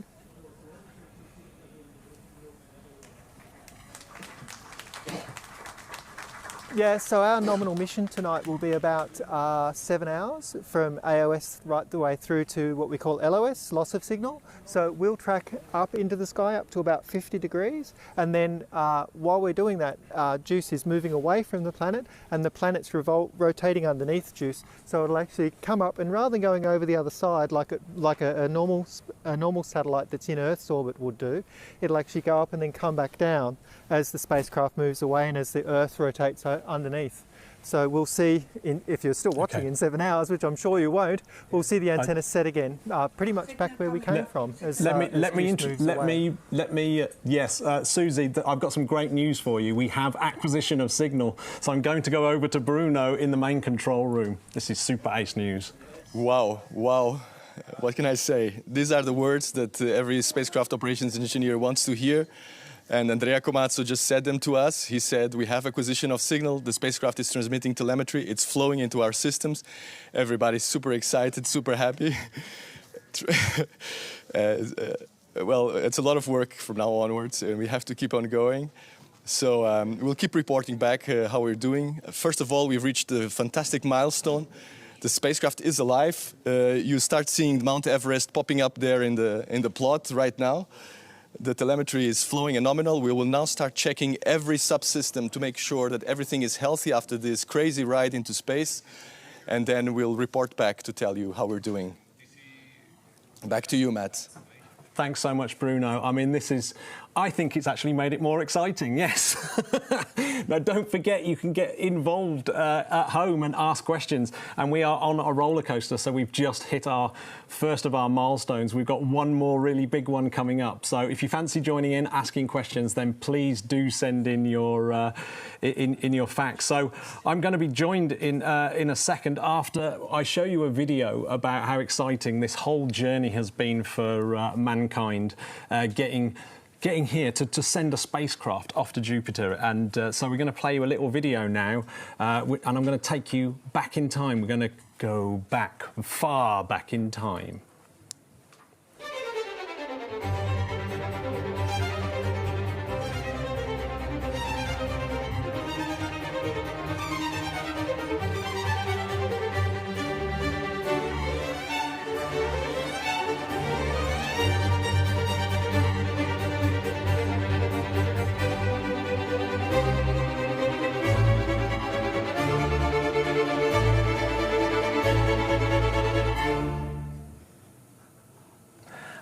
So I've got my newest guest. I'm joined by Anna-Zina Solomonidou, the senior scientist at the Hellenic Space Centre, who's been working on JUICE.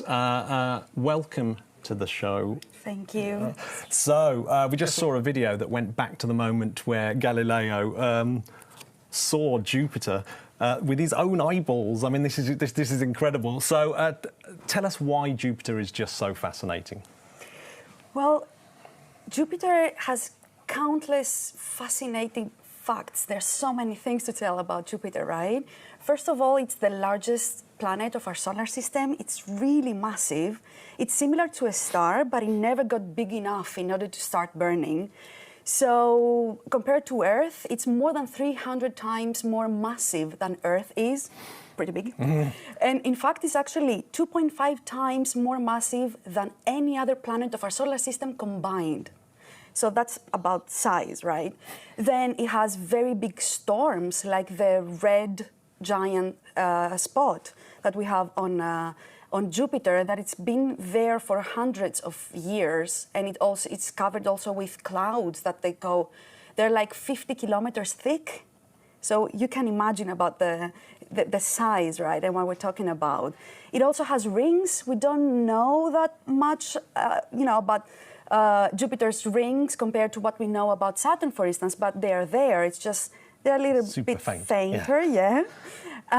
It has been observed by 8 different spacecrafts throughout the time, and of course it has the most moons than any other planet of our solar system. So we count 95 moons up to today, and some of them, the Galilean moons, are so interesting and so important that we're sending a mission to go there and look at them.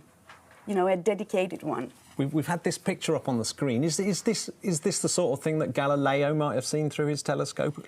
Well, I can imagine that he didn't see that precisely. It was something fainter and more blurry. But he saw something, so that was very important.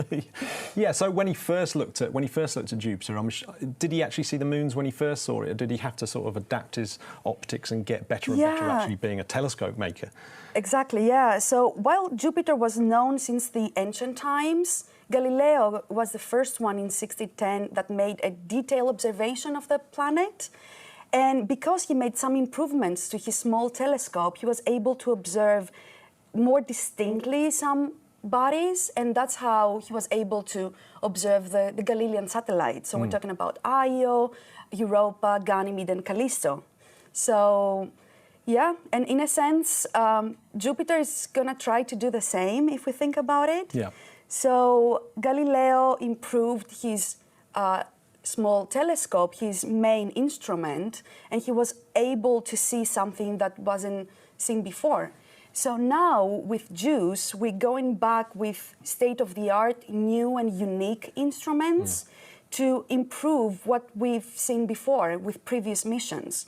So in a sense, JUICE is going to significantly enhance our knowledge and push further the capabilities of previous missions and previous observations. So yeah, these Galilean moons, as you said, is so synonymous with Jupiter.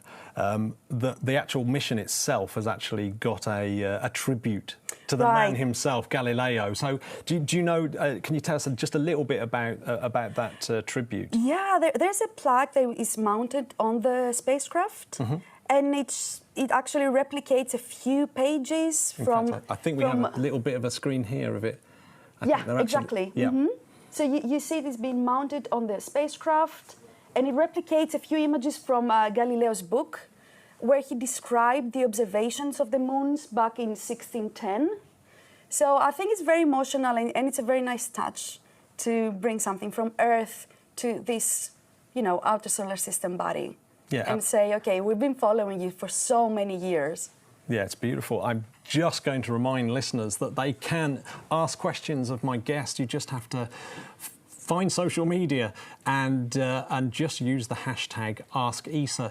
We're actually in Darmstadt in Germany, which is where they fly and look after all these amazing spacecraft that the European Space Agency build. And I'm here with scientists, engineers and spacecraft specialists. It's a real special moment to talk to these people on what is one of Europe's biggest missions ever, this journey to JUICE. I'm going to hand over to Bruno because he has some news for us. Let's go. More good news. The spacecraft is in a hurry. We acquired a signal and we just realized that the spacecraft is going quite fast through the configuration and to the automatic sequence that is leading us towards the solar array deployment. So in fact, the last pyrotechnics that will release the solar rays will fire in about 15 minutes.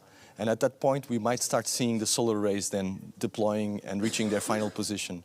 So all in all, we should count on about 20 minutes until we have the solar rays fully deployed. Thanks so much, Bruno. That is like amazing news. We've gone from being scared to being joyous here. So someone's actually sent in a question from Twitter, and it says here, a question from my daughter. Why are you going there? That's the key question, I think. We're going there because we want to go, we're going to be close and personal with the habitable worlds of our solar system. And we have amazing examples there. We're talking about Ganymede, Europa, and Callisto. So we go in there, because we have some fundamental questions to answer, and these are coming from the previous missions. And some of them is very simple. How do these moons look like in detail? We're going to spend some time there, so we will have the opportunity to look closely and overlap, go back to the previous, to places that we visited before and see how do they change with time. We want to see also, we want to examine, explore a typical gas giant like Jupiter. You know, this is an amazing opportunity. And we want to see how this complex environment formed and shaped all these moons. So we have pretty good reasons to go back. And specifically, if we think about the moons, we're going to look very closely at Ganymede, and Ganymede is the largest satellite of our solar system. It has its own magnetic field that doesn't happen with other satellites, right? Super interesting, yeah. And it's a very good example of a liquid environment. Let's not forget that the most interesting fact about these moons is that they're ocean worlds. And what does that mean? Is that they hide a liquid ocean underneath their icy surface. So Ganymede is a very good example of a liquid environment trapped in between icy layers. Then we go into Europa, and Europa is 4.5 billion years old, but the surface is only 20 to 180 million years old. So it's very, very young. And it also, we suspect that the water there is in Europa is double the water we have here on Earth. So it's the best candidate. If you want to find life out of Earth, Europa is a very good candidate to go and, you know, search and look around. I mean, that's why we're going, isn't it? The water things. Thanks so much for joining us. I mean, thank you, it's my pleasure. The whole purpose of going to Jupiter is just blowing my mind. Exactly. But thank you so much. So we've just got to the hour mark after launch. So I think it's about time we went back to Bruno and got more of an update. What's happening in the control room, Bruno? Hi, Matt. It's all going according to plan. The pyros are firing in sequence. Every time one fires, we wait another 2 minutes, the next one fires. We will get an information as soon as we reach the last ones, and then we will know that we are just a few minutes away from full array deployment. So we just have to hang on a few minutes more. Everything is going super smooth. All subsystems have reported already that the spacecraft looks quite healthy, so no reason to worry at this point. Let's just keep watching. A few minutes more, and we should have also power being produced by the spacecraft itself. Thanks so much, Bruno. So, sending a spacecraft to Jupiter really is no mean feat, with some very hard obstacles to overcome. I'm delighted that I'm joined by Frederick Fay from Airbus, who are the main contractor that actually built the actual spacecraft itself. So, welcome, Frederick. So, what are the challenges for the spacecraft? It's a super harsh environment, isn't it, space? And so what are the challenges that it faces on this 12-year timeline? In fact, we're looking at this timeline here. Can you describe a little bit about the journey, about how the actual journey works? And yes, so in fact, the mission was defined to maximize the mass of science instruments to be brought to Jupiter. And to do that, Ariane 5 was not powerful enough to send directly the spacecraft toward Jupiter. The payload mass would have been too small. And what has been designed by ESOC mission analysis team and then tuned by flight dynamics team is multiple flyby to benefit from gravity assist of massive planet on the way to Jupiter. And as a result, we have 1 year after launch, we'll have a lunar Earth flyby, which will first accelerate the spacecraft. In fact, send it toward Venus 1 year after, then accelerate again around the Earth, a third acceleration around the Earth, and then a 2.5 leg to Jupiter. And it was within the mission capability to be able to reach Jupiter within 10 years. It was a requirement for the mission analysis. And each year you can find, depending on the configuration of the planet, you can find some trajectory with Venus and Earth, with Venus, Earth and Mars, and different combination. And in fact, the combination that we have today for this launch window is Earth, Venus, Earth, Earth, and then Jupiter. With some peculiarity on the first one, to have an even more effective kick at the beginning of the mission, mission analyst guy have found a possibility to use lunar and Earth in a 1 day separation. So first you are at 700 kilometers just around the moon, and then you are 1 day after around the Earth, and you have a double acceleration that improves the overall energetical scenario. Then at Jupiter we'll have a full tour with 3 moons explored, so Callisto, Ganymede, and Europe, 2 times Europe. And this is done through 35 other flyby. So these flyby are both scientific, but also used to shape the orbit and progressively to go toward an orbit that will enable us to orbit around Ganymede. That will be also very first in spacecraft mechanics. Yeah, so there's a few firsts there. I've not seen a lunar Earth flyby. Is that the first time that's been done by any to my knowledge, yes. Yeah, I've not seen that before. So, and the other interesting thing is we're going in completely the wrong direction. I don't know if you know this, but Venus seems to be right towards the Sun. Yes, Venus is closer to the Sun than Jupiter, but Venus is has a mass similar to the Earth, so it's very effective in terms of planetary gravity assist. It's more effective than Mars, that is in between Earth and Jupiter, but combining all those planets at the end allows a good trip. Yeah, I mean, it's interesting, isn't it, that even in 6 years' time, she's still going to be flying around the Earth. Yeah. And it's incredible, isn't it? So on this journey, we've got really extreme temperatures, haven't we? We've got, like, I'm assuming by Venus it gets incredibly hot, and out by Jupiter there's virtually no sunlight. This is one of the difficulties of the mission. To benefit from this Venus flyby, it means also that we have to face solar flux will be very high, about two times the flux received on Earth, so about 3 kilowatt per square meter. We go even closer to the Sun than Venus. So, and at Jupiter, we are at a very low sun illumination. So the range of sun illumination is from 1 to 60, meaning that the spacecraft has to cope with very hot and very cold temperature case. In the very hot case, some area of the spacecraft will be at plus 250 degrees C, so we need some specific material. And when we are at Jupiter, in particular at the end of Jupiter eclipse, which can last up to 5 hours, then the temperature of the coldest part of the spacecraft, which is the solar array, drop down to minus 230 degrees C. So you have to design a spacecraft that cope with more or less 500 degrees of excursion in temperature. Yeah. So, what solutions you've actually developed to do that? It's multiple solutions for the body of the spacecraft. It's first isolating the spacecraft from the Sun, so it's by multi-layer covers, thermal covers. We have up to 25 layers, which protect the spacecraft. When we are close to the Sun, going to Venus, we also point the high-gain antenna towards the Sun, which is used as the first heat shield. And we communicate with the Earth with another antenna that will be deployed in a couple of hours, the medium gain antenna, that is 60 centimeter diameter. For the solar array, to avoid that the solar array are too hot, we tilt them to minimize the surface presented to the Sun. And this tilt is maintained when we are in between the Earth and the Sun. And then at Jupiter, we have to benefit from the multi-layer insulation that enable to maintain the electronic inside the spacecraft within, let's say, a comfortable environment with a minimum of heater power that is also provided by electrical heaters.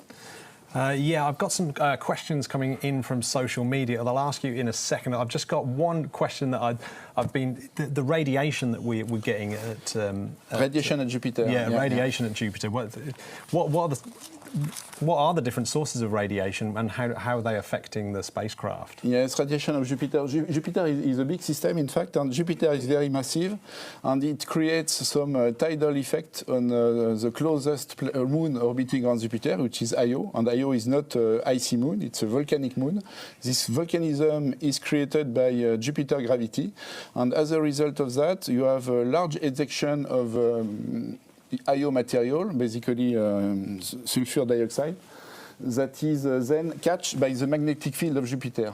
Magnetic field of Jupiter is huge, so ejection are done at several hundred of kilometers above the surface of Io, captured by the magnetic field, which is rotating fastest than the moon itself in its orbit, and then it is ionized and transformed into ions and electrons and protons. But the electrons are further accelerated and becomes a very high energy electron, much more than what we can face on the Earth, and these are really killer for spacecraft electronics. So I really want to get this. Someone's asked a question out on the hashtag AskESA channel, and they're debating in the office, will this be the heaviest interplanetary spacecraft ever launched? No, because you have spacecraft going even faster. Voyager, I think it goes faster. No, heaviest. Heaviest, sorry, yes, fastest. Heaviest, 6 tons for interplanetary, yes, it is heaviest. And the 6 tons are made of 2.2 tons of dry mass and more than 3.6 tons of propellant mass, and let's say 220 kilo of instrument. So for 220 kilo of real science instrument, you need a 6 ton for this mission at launch. It's a long journey, isn't it? How much fuel do you need? In fact, the fuel is not really for the journey, it's for very specific maneuver. We need to insert the spacecraft around Jupiter, so it costs about 1/3 of the fuel. Then later on, we need to orbit around Ganymede, so we need also to be captured around Ganymede, so it's another significant portion of the fuel. And we have some small maneuver here and there on the orbit. But most of the propellant is for insertion maneuver. Yeah, well, thanks so much for telling us all about it's an amazing spacecraft. Apparently, we're going to go over to Susie over in New Norcia.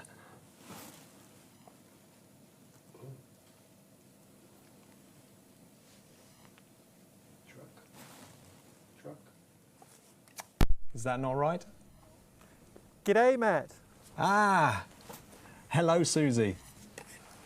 We've got you back. Hello. Hello. So Susie. Hello, Matt. How are you? Very well, thank you. So Susie, how do we communicate with a spacecraft that's that far away?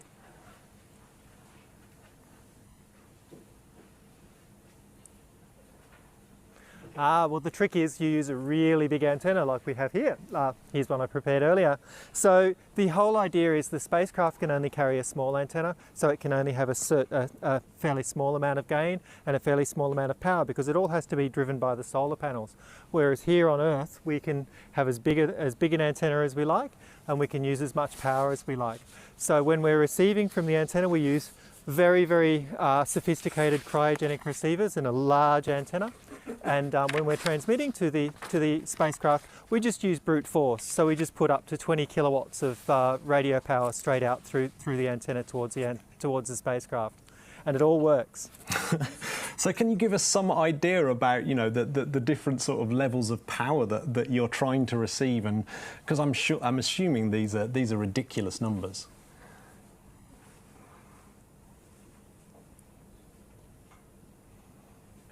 Yeah, so an analogy is if you're standing on the surface of Mars and you have a mobile phone, now of course assuming that your mobile phone is in the frequency bands that we use for space communications, which your mobile phone isn't, but if you had a mobile phone on the surface of Mars, we'd be able to pick up that signal.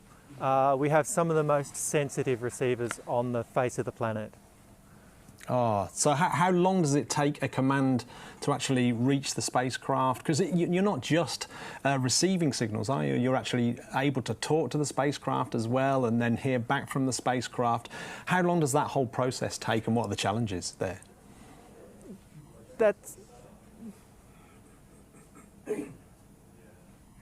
Yeah, so one of the big problems here is that the spacecraft is so far away. So it can take, Jupiter in fact is anywhere from around 40 to 50 minutes away at the speed of light. So of course the commands travel out to Jupiter at the speed of light. So they'll get there in 40 or 50 minutes. A response from the spacecraft can take another 40 or 50 minutes to come back. So you're looking at a round trip time of an hour and a half. So it's one of the comments that I've heard about deep space tracking actually from one of my colleagues at ESA is that it's sometimes like watching grass grow, because it's slow and methodical, and you take your time talking to the spacecraft. Yeah, can you describe the process of sending commands? Is it different to receiving commands? Is there any similarities and differences? What are the main differences there? Well,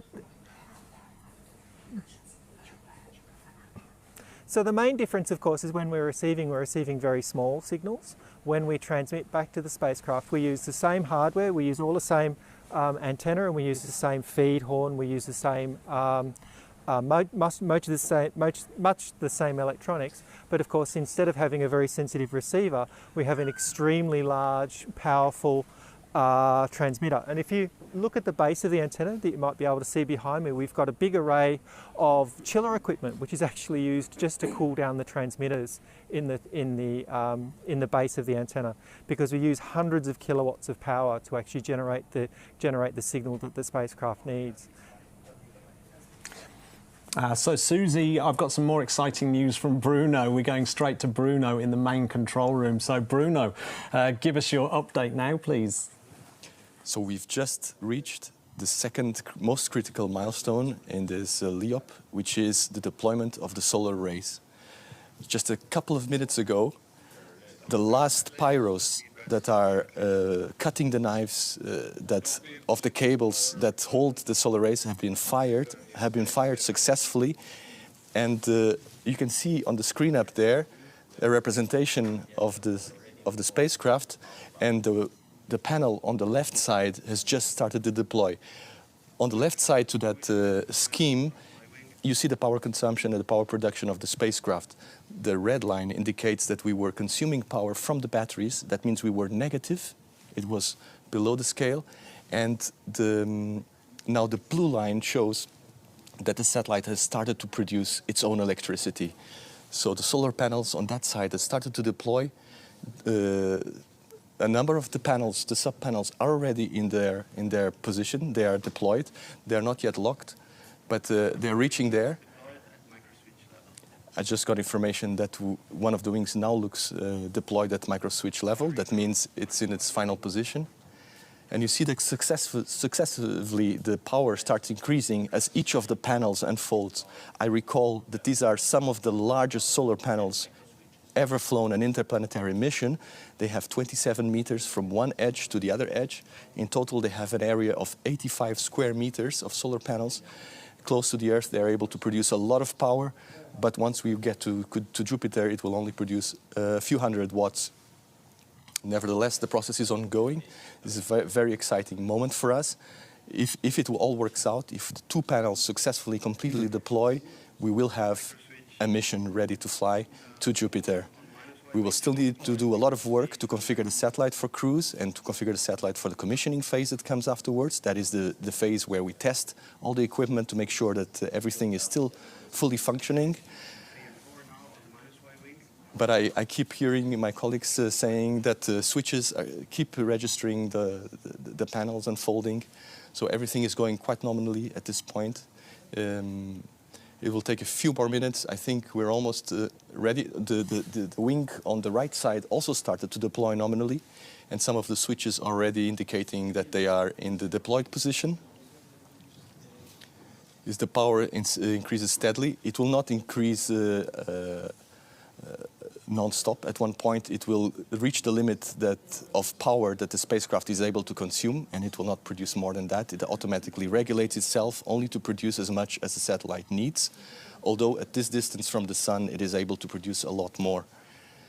The batteries are already being recharged, so there is already an excess of power coming from the solar rays that allows us to refill the batteries. I recall you that the satellite has been working on batteries ever since a few minutes before the actual launch of Ariane 5. We went to internal power, and the spacecraft has been using its internal batteries to keep everything up and running.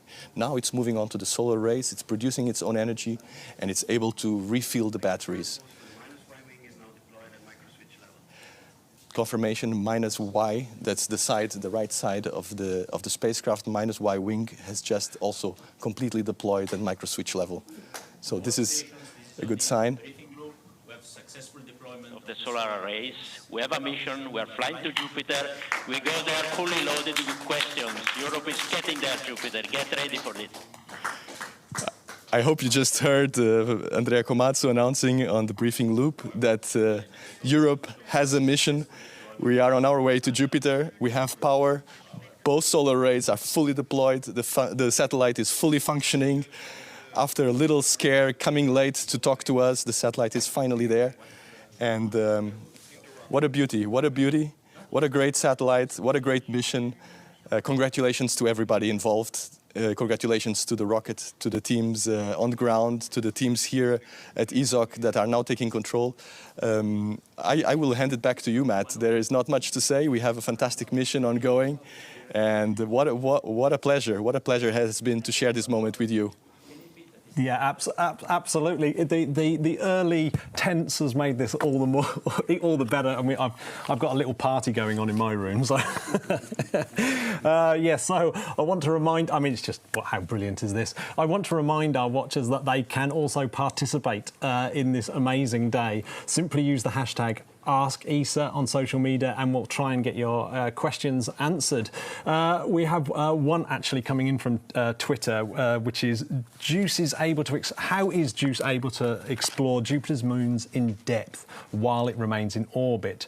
It's a great question, and it's really good timing, because we've got Rosario Laurenti, who is a real scientist working in the JUICE Science Operations Centre. Hello, Rosario. Hi, Matt. So before we get to that question, actually, of how is it able to do it, let's talk about this 8-year journey, because this is something else that's been coming up on Twitter quite a lot, is people asking, what are the scientists going to be doing in this 8-year journey? And I'm assuming you're not just going to be sitting around drinking coffee. So, yeah. what are you going to be doing in this 8-year stretch? Yeah, you are right. Yes, this is just the starting point, but we have to be prepared and to prepare the instruments to be sure that they are ready when we arrive to Jupiter. And one of the things we will be doing is to prepare all the scientific operations we will be running when touring around Jupiter. Why is this so important? We know already that these operations will be really, really intense. And we know that we have to do the best of every opportunity. We'll have to look at Jupiter, to look at its moons, its rings, its magnetosphere, every character in this super scenario. And we know that we are flying one of the most powerful payloads to be flown already to the outer solar system. And for us, it's like organizing a super orchestra and trying to play a great symphony with the best instruments, the best players. And this is impossible without a rehearsal, without a script. So for us, our symphony is the science return of the mission, and we have to make the most of it. And I'm actually being told that there's an announcement, so I'm just going to pause you just for a second before we get on to the answer for the next Twitter one. There's an announcement from Kourou, so we're going to go over to Kourou now. So Lisa, are you over there in Kourou? Much, Matt. And yes, we are here, and I'm here with ESA DG, Josef Aschbacher. My goodness, how are you feeling right now? Oh my God, how do I feel? I feel very relieved. It's just, but I also feel very proud for Europe and for everyone who has contributed to this mission. And let me really say a thank you to all the people who have made this possible. This goes all the way back to member states making a decision that we are having such a mission, the scientists who have conceived the mission and dreamed of the impossible, to go to Jupiter and really find out, is there a moon that could be habitable? And this is a question which, of course, we are all asking ourselves, and now conceiving a mission that can measure these parameters.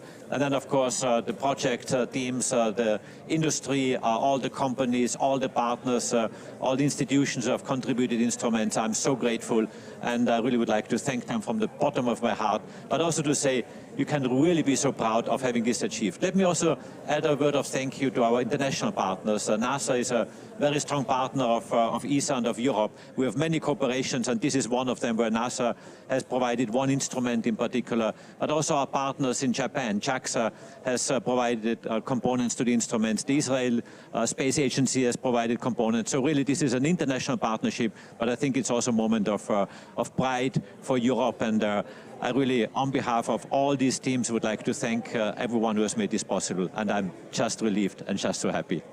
Well, it's a delight to see your face and everyone else's face here today. It's a wonderful, wonderful, warm feeling here inside Jupiter. And well, thank you very much, Josef. And I hope I hope the rest of the mission goes as well as the. Yes, we all hope, of course. I mean, there's still steps to undertake. We are in a celebratory mood, and I think we have good reasons because we had acquisition of signal. Now the solar panels are opening.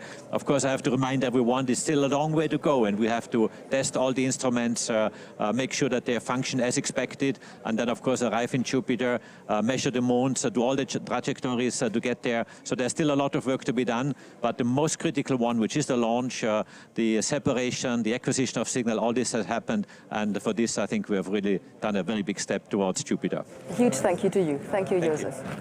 And so, well, that is it from us here in Jupiter in Kourou. Raphael and me are going to say a huge thank you to all the teams here. You don't see them, but my goodness, they have been working so hard to bring you this show. So we're delighted to have been part of it. Thanks to everyone. Thanks for watching. And Raphael, last word? Well, congratulations to my wonderful colleagues and all the teams involved in this mission. What an incredible mission. And we're going to hand back to ESOC, and they're going to, I think they have a surprise for you, but that may be later on. We're going to hand back to them for now, over in Darmstadt. Thanks for everything.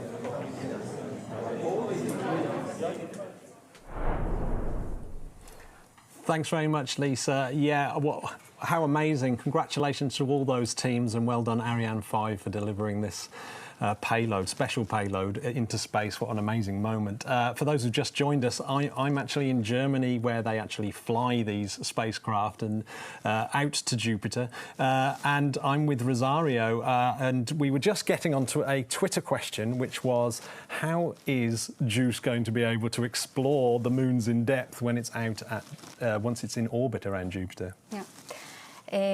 Well, a funny way to look at this is to imagine JUICE as a 6-ton beast, and the instruments as the senses of this beast, and the way it perceives the world, and in particular the Jovian moons.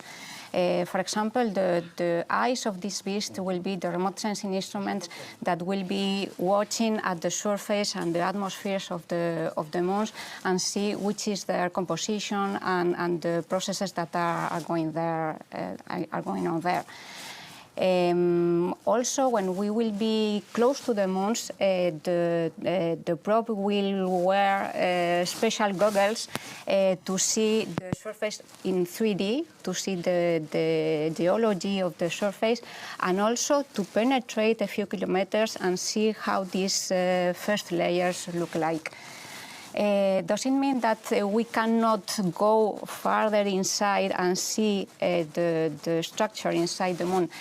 For this, we have the in situ instruments that will be continuously smelling and tasting the environment, touching the plasma, the particles, and feeling the magnetic field and the radiation around the probe.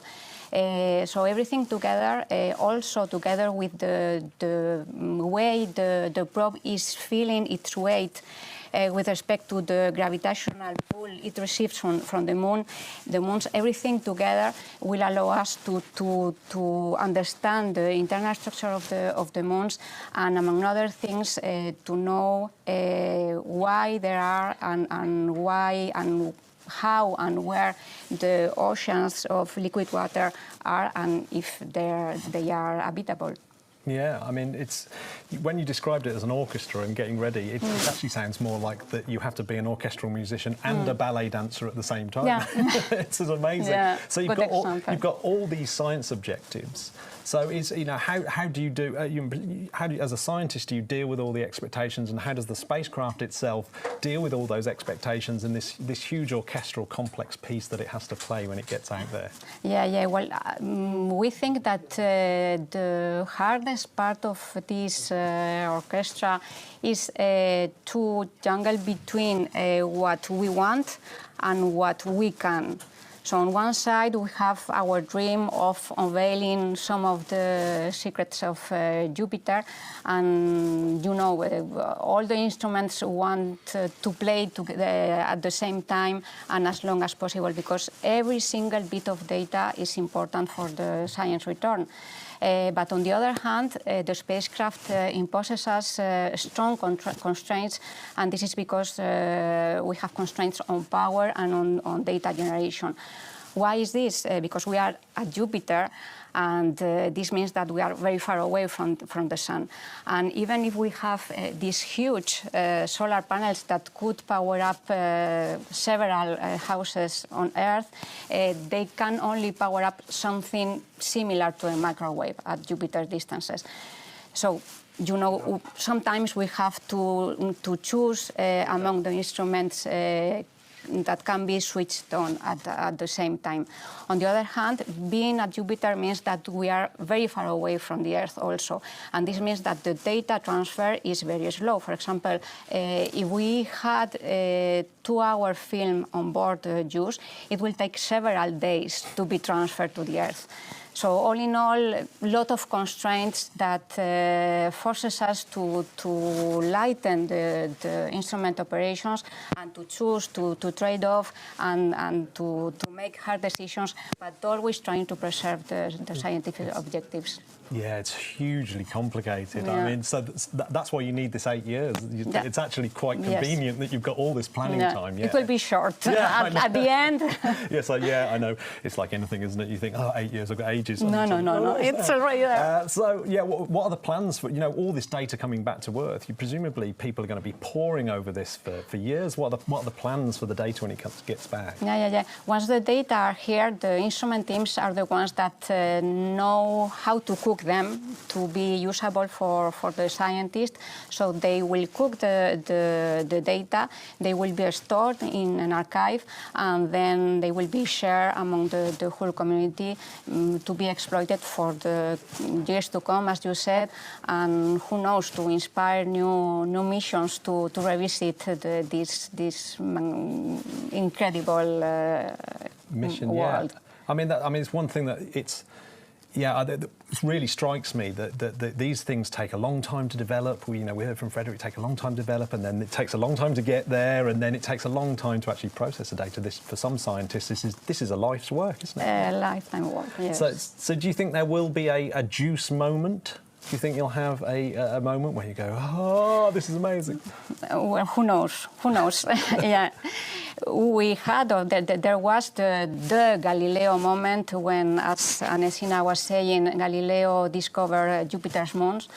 We can think about a second Galileo moment when the Galileo probe showed that these worlds are not as cold and as dead and as inhospitable as it was thought before. And this changed completely our understanding of the universe and the way we search for life beyond the Earth. And who knows if we will have a JUICE moment that will also change completely our understanding of the solar system. So let's hope for the best. Yeah, absolutely. Thank you so much, Rosario, for giving us all that information about JUICE. It's what an incredible mission. For those who are just joining us, you can ask more questions of more of our guests, and we'll try and get them answered. Right now, we've got a video to show something about the teams that are involved here at ESOC, and we're going to have a special guest straight after that to talk about that. So hopefully we've got a video now of the teams in ESOC.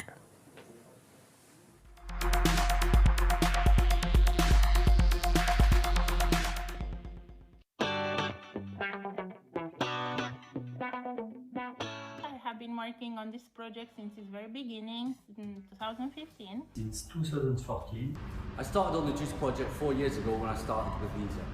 I have been working for JUICE for the last 9 years. For 10 years now. It's like my child. I saw it growing up, and now it's leaving home. And I remember the project manager coming to me and saying, Mihaela, let's go and have a look on the structure panels in the clean room. When I was actually in front of the hardware, I visualized for the first time the beauty of the JUICE satellite. The first day in which the computer arrived, the onboard computer arrived, we put it on a bench and we turn it on, and we can start feeling the JUICE heartbeat working. One of the best moments for me was to run the magnetic text campaign in Airbus in Toulouse. It was an awesome experience to work with the different teams, with the scientists, and with a completely innovative measurement system that worked flawlessly. It's so rewarding to see the deployment of the solar array or the boom in Toulouse. You just realize through the achievement of this test all efforts coming from Europe.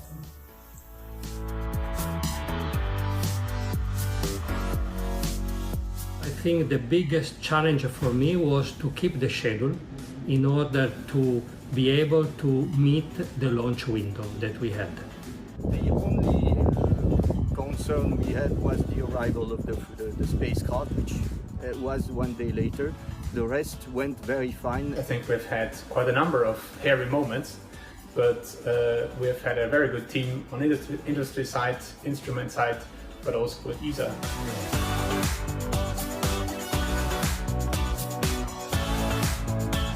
When I was a kid, I was dreaming of exploring the solar system and the deep space, like in a science fiction movie. So now working around an interplanetary probe in the clean room, knowing that I contributed to this legendary mission, is a dream come true. Certainly it was so rewarding for me to work on such a fantastic project with an incredible European team, multidisciplinary and multicultural. It's really exciting to be here and being part of this great team that makes the launch possible. Greetings from French Guiana. A launch campaign, I did quite a number of them. It's every time a big adventure technologically, but also for everything happening during the days, and every second can reserve a surprise. It's like walking at night in the jungle. I want to thank all my colleagues if they're watching. They made me the professional I am today, and I'm so proud and honored to have been working with you. And I want to thank industry for making this amazing mission possible. Bye.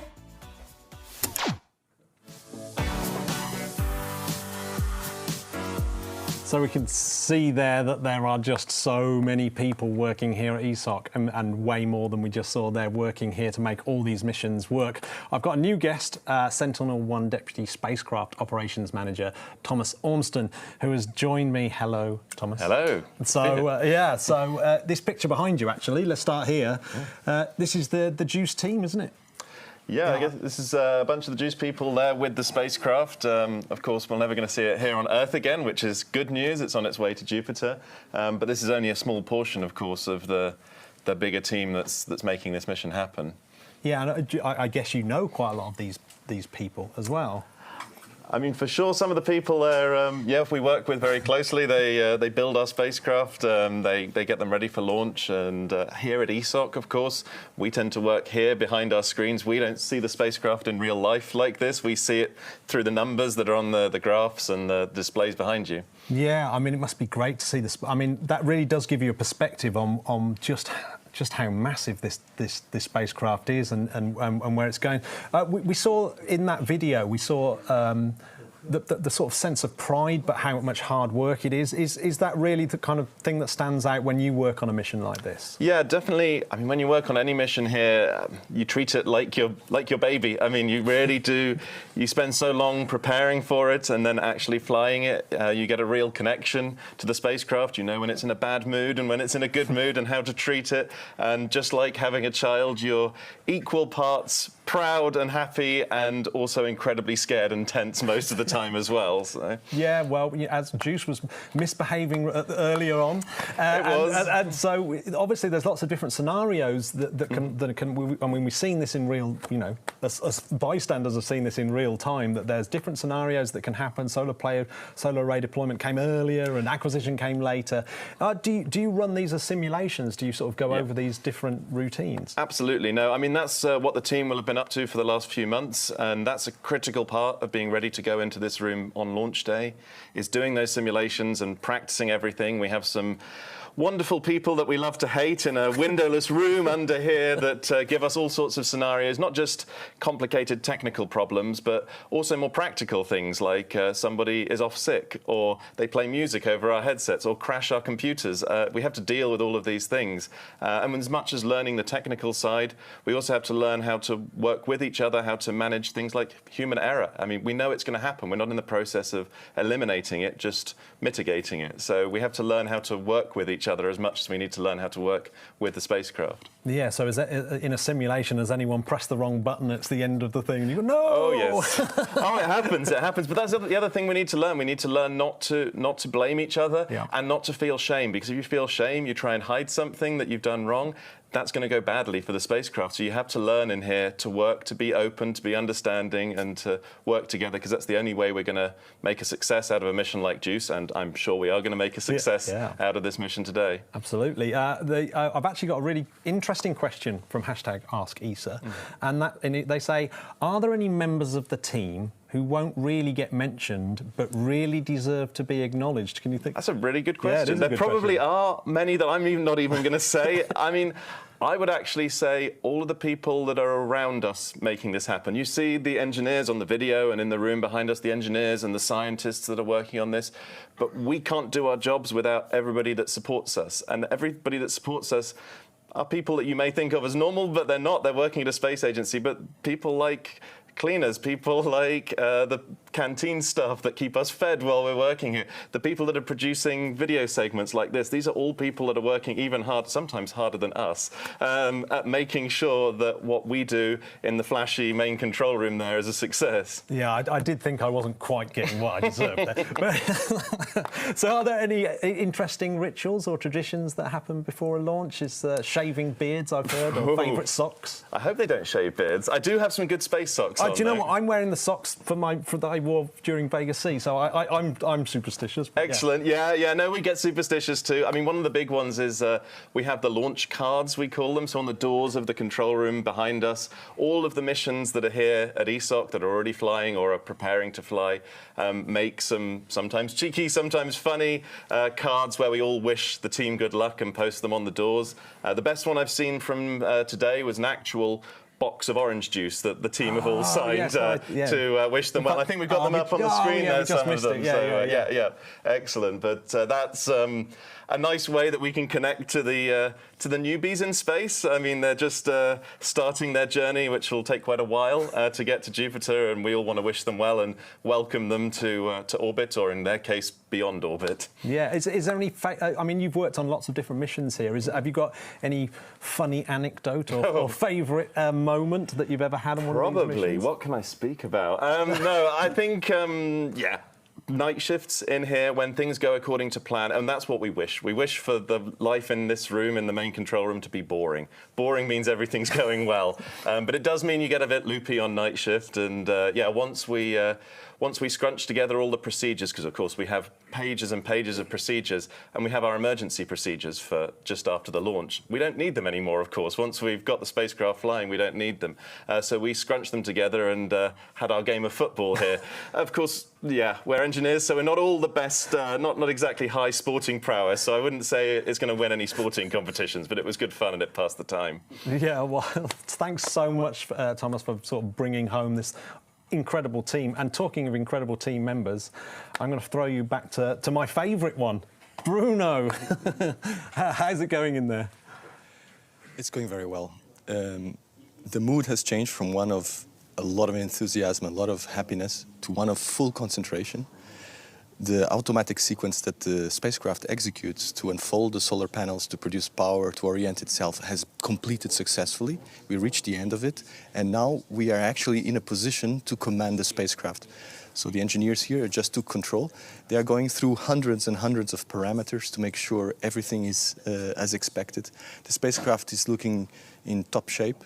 What a fantastic machine it is, developed by our partners at Airbus. What a fantastic work they've done.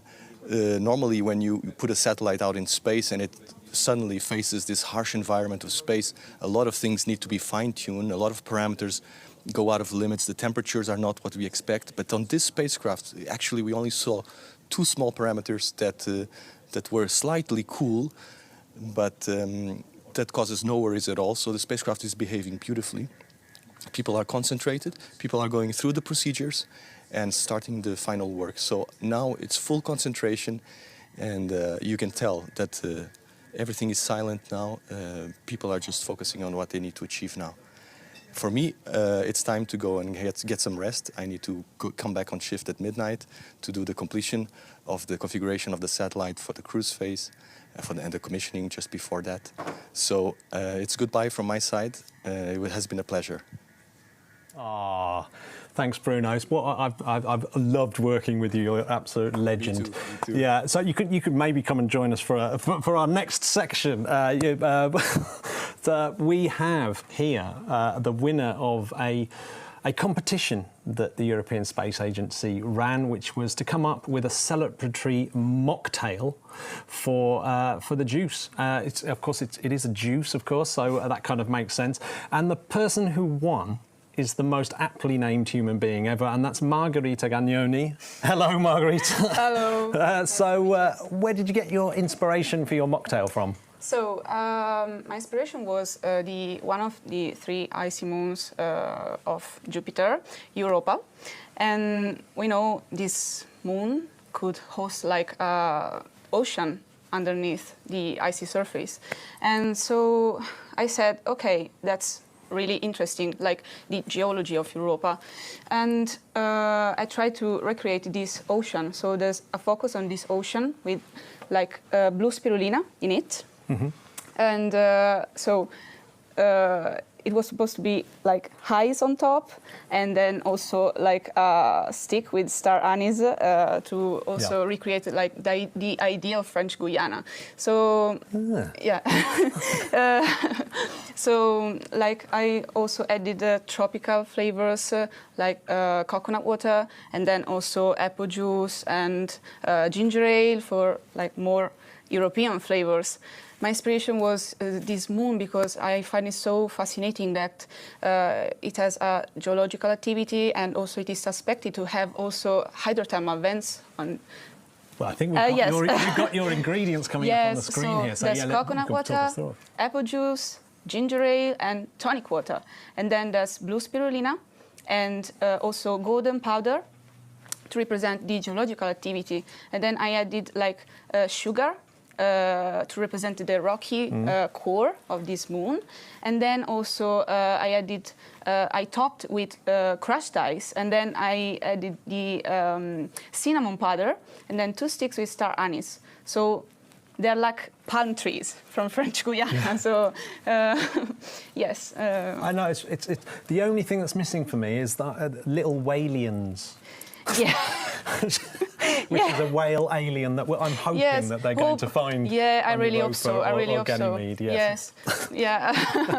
Okay, I'm gonna. Do you think I should try it? I know that our ice has melted under the studio lighting, but I'm gonna try it. Okay. I'm gonna try it, and let's have a. Hope you enjoy it.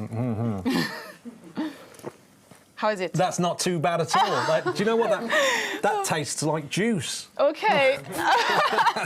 So okay, I'm really glad. That does taste like a successful space mission. Oh my God. If I was to sum it up, that's where I'd go. Thank you so much. I'm really glad you like it. Amazing. Right, I'm going to pop that there, but I am going to get everyone over in a second. Remember, you can carry on following the European Space Agency and this mission. You can still use the hashtag #AskESA, but if you do things like go onto the ESA's website and do something like "Where is Juice now?", you can actually still follow our little brave traveller through space on their mission out to Jupiter. So you can find that interactive tool on the European Space Agency website. But for now, I'm going to ask all my guests back up onto the stage. Do you want to come join me? And hopefully you've had time to make your mocktail. We gave you enough time to make one, so I hope that you're going to join me at home. And also sharing, look at this, we've got loads of people coming up. Hopefully you'll be able to do this as well, but I'm going to ask everyone to grab a glass. So this and is pass your glass? Pass one to me. Yes, that'd be fantastic. I'm going to stand up for the first time, pull my seat back. Yeah. And yes. Okay. Cheers and bottoms up Cheers. for a marvellous The juice. And I hope you're doing this at home too. Absolutely amazing. Congratulations. Super congratulations to you, Bruno, as well. Absolutely amazing. Thank you very much. And remember, this is the start of an amazing journey. And thank you so much to all my guests. JUICE is an incredible mission. It's reaching out into the cosmos. It's furthering humankind's knowledge. And, well, congratulations to the European Space Agency and everyone involved that's made this possible. I've been Matt Russell, and you've been amazing. Cheers, everyone.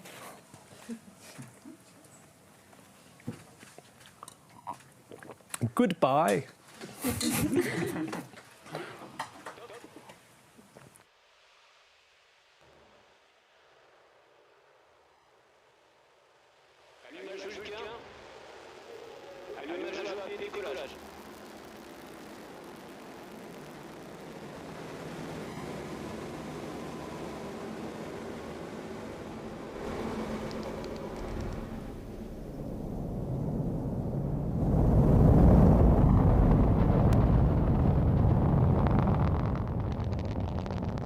La propulsion est nominale.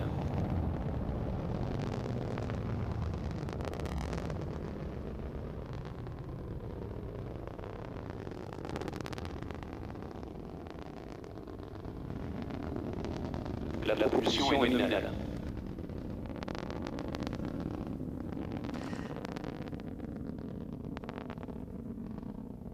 And then 6, 5, 4, 3, 2, 1, top.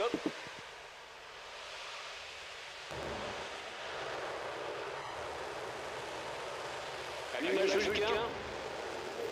Allumage rapide décollage.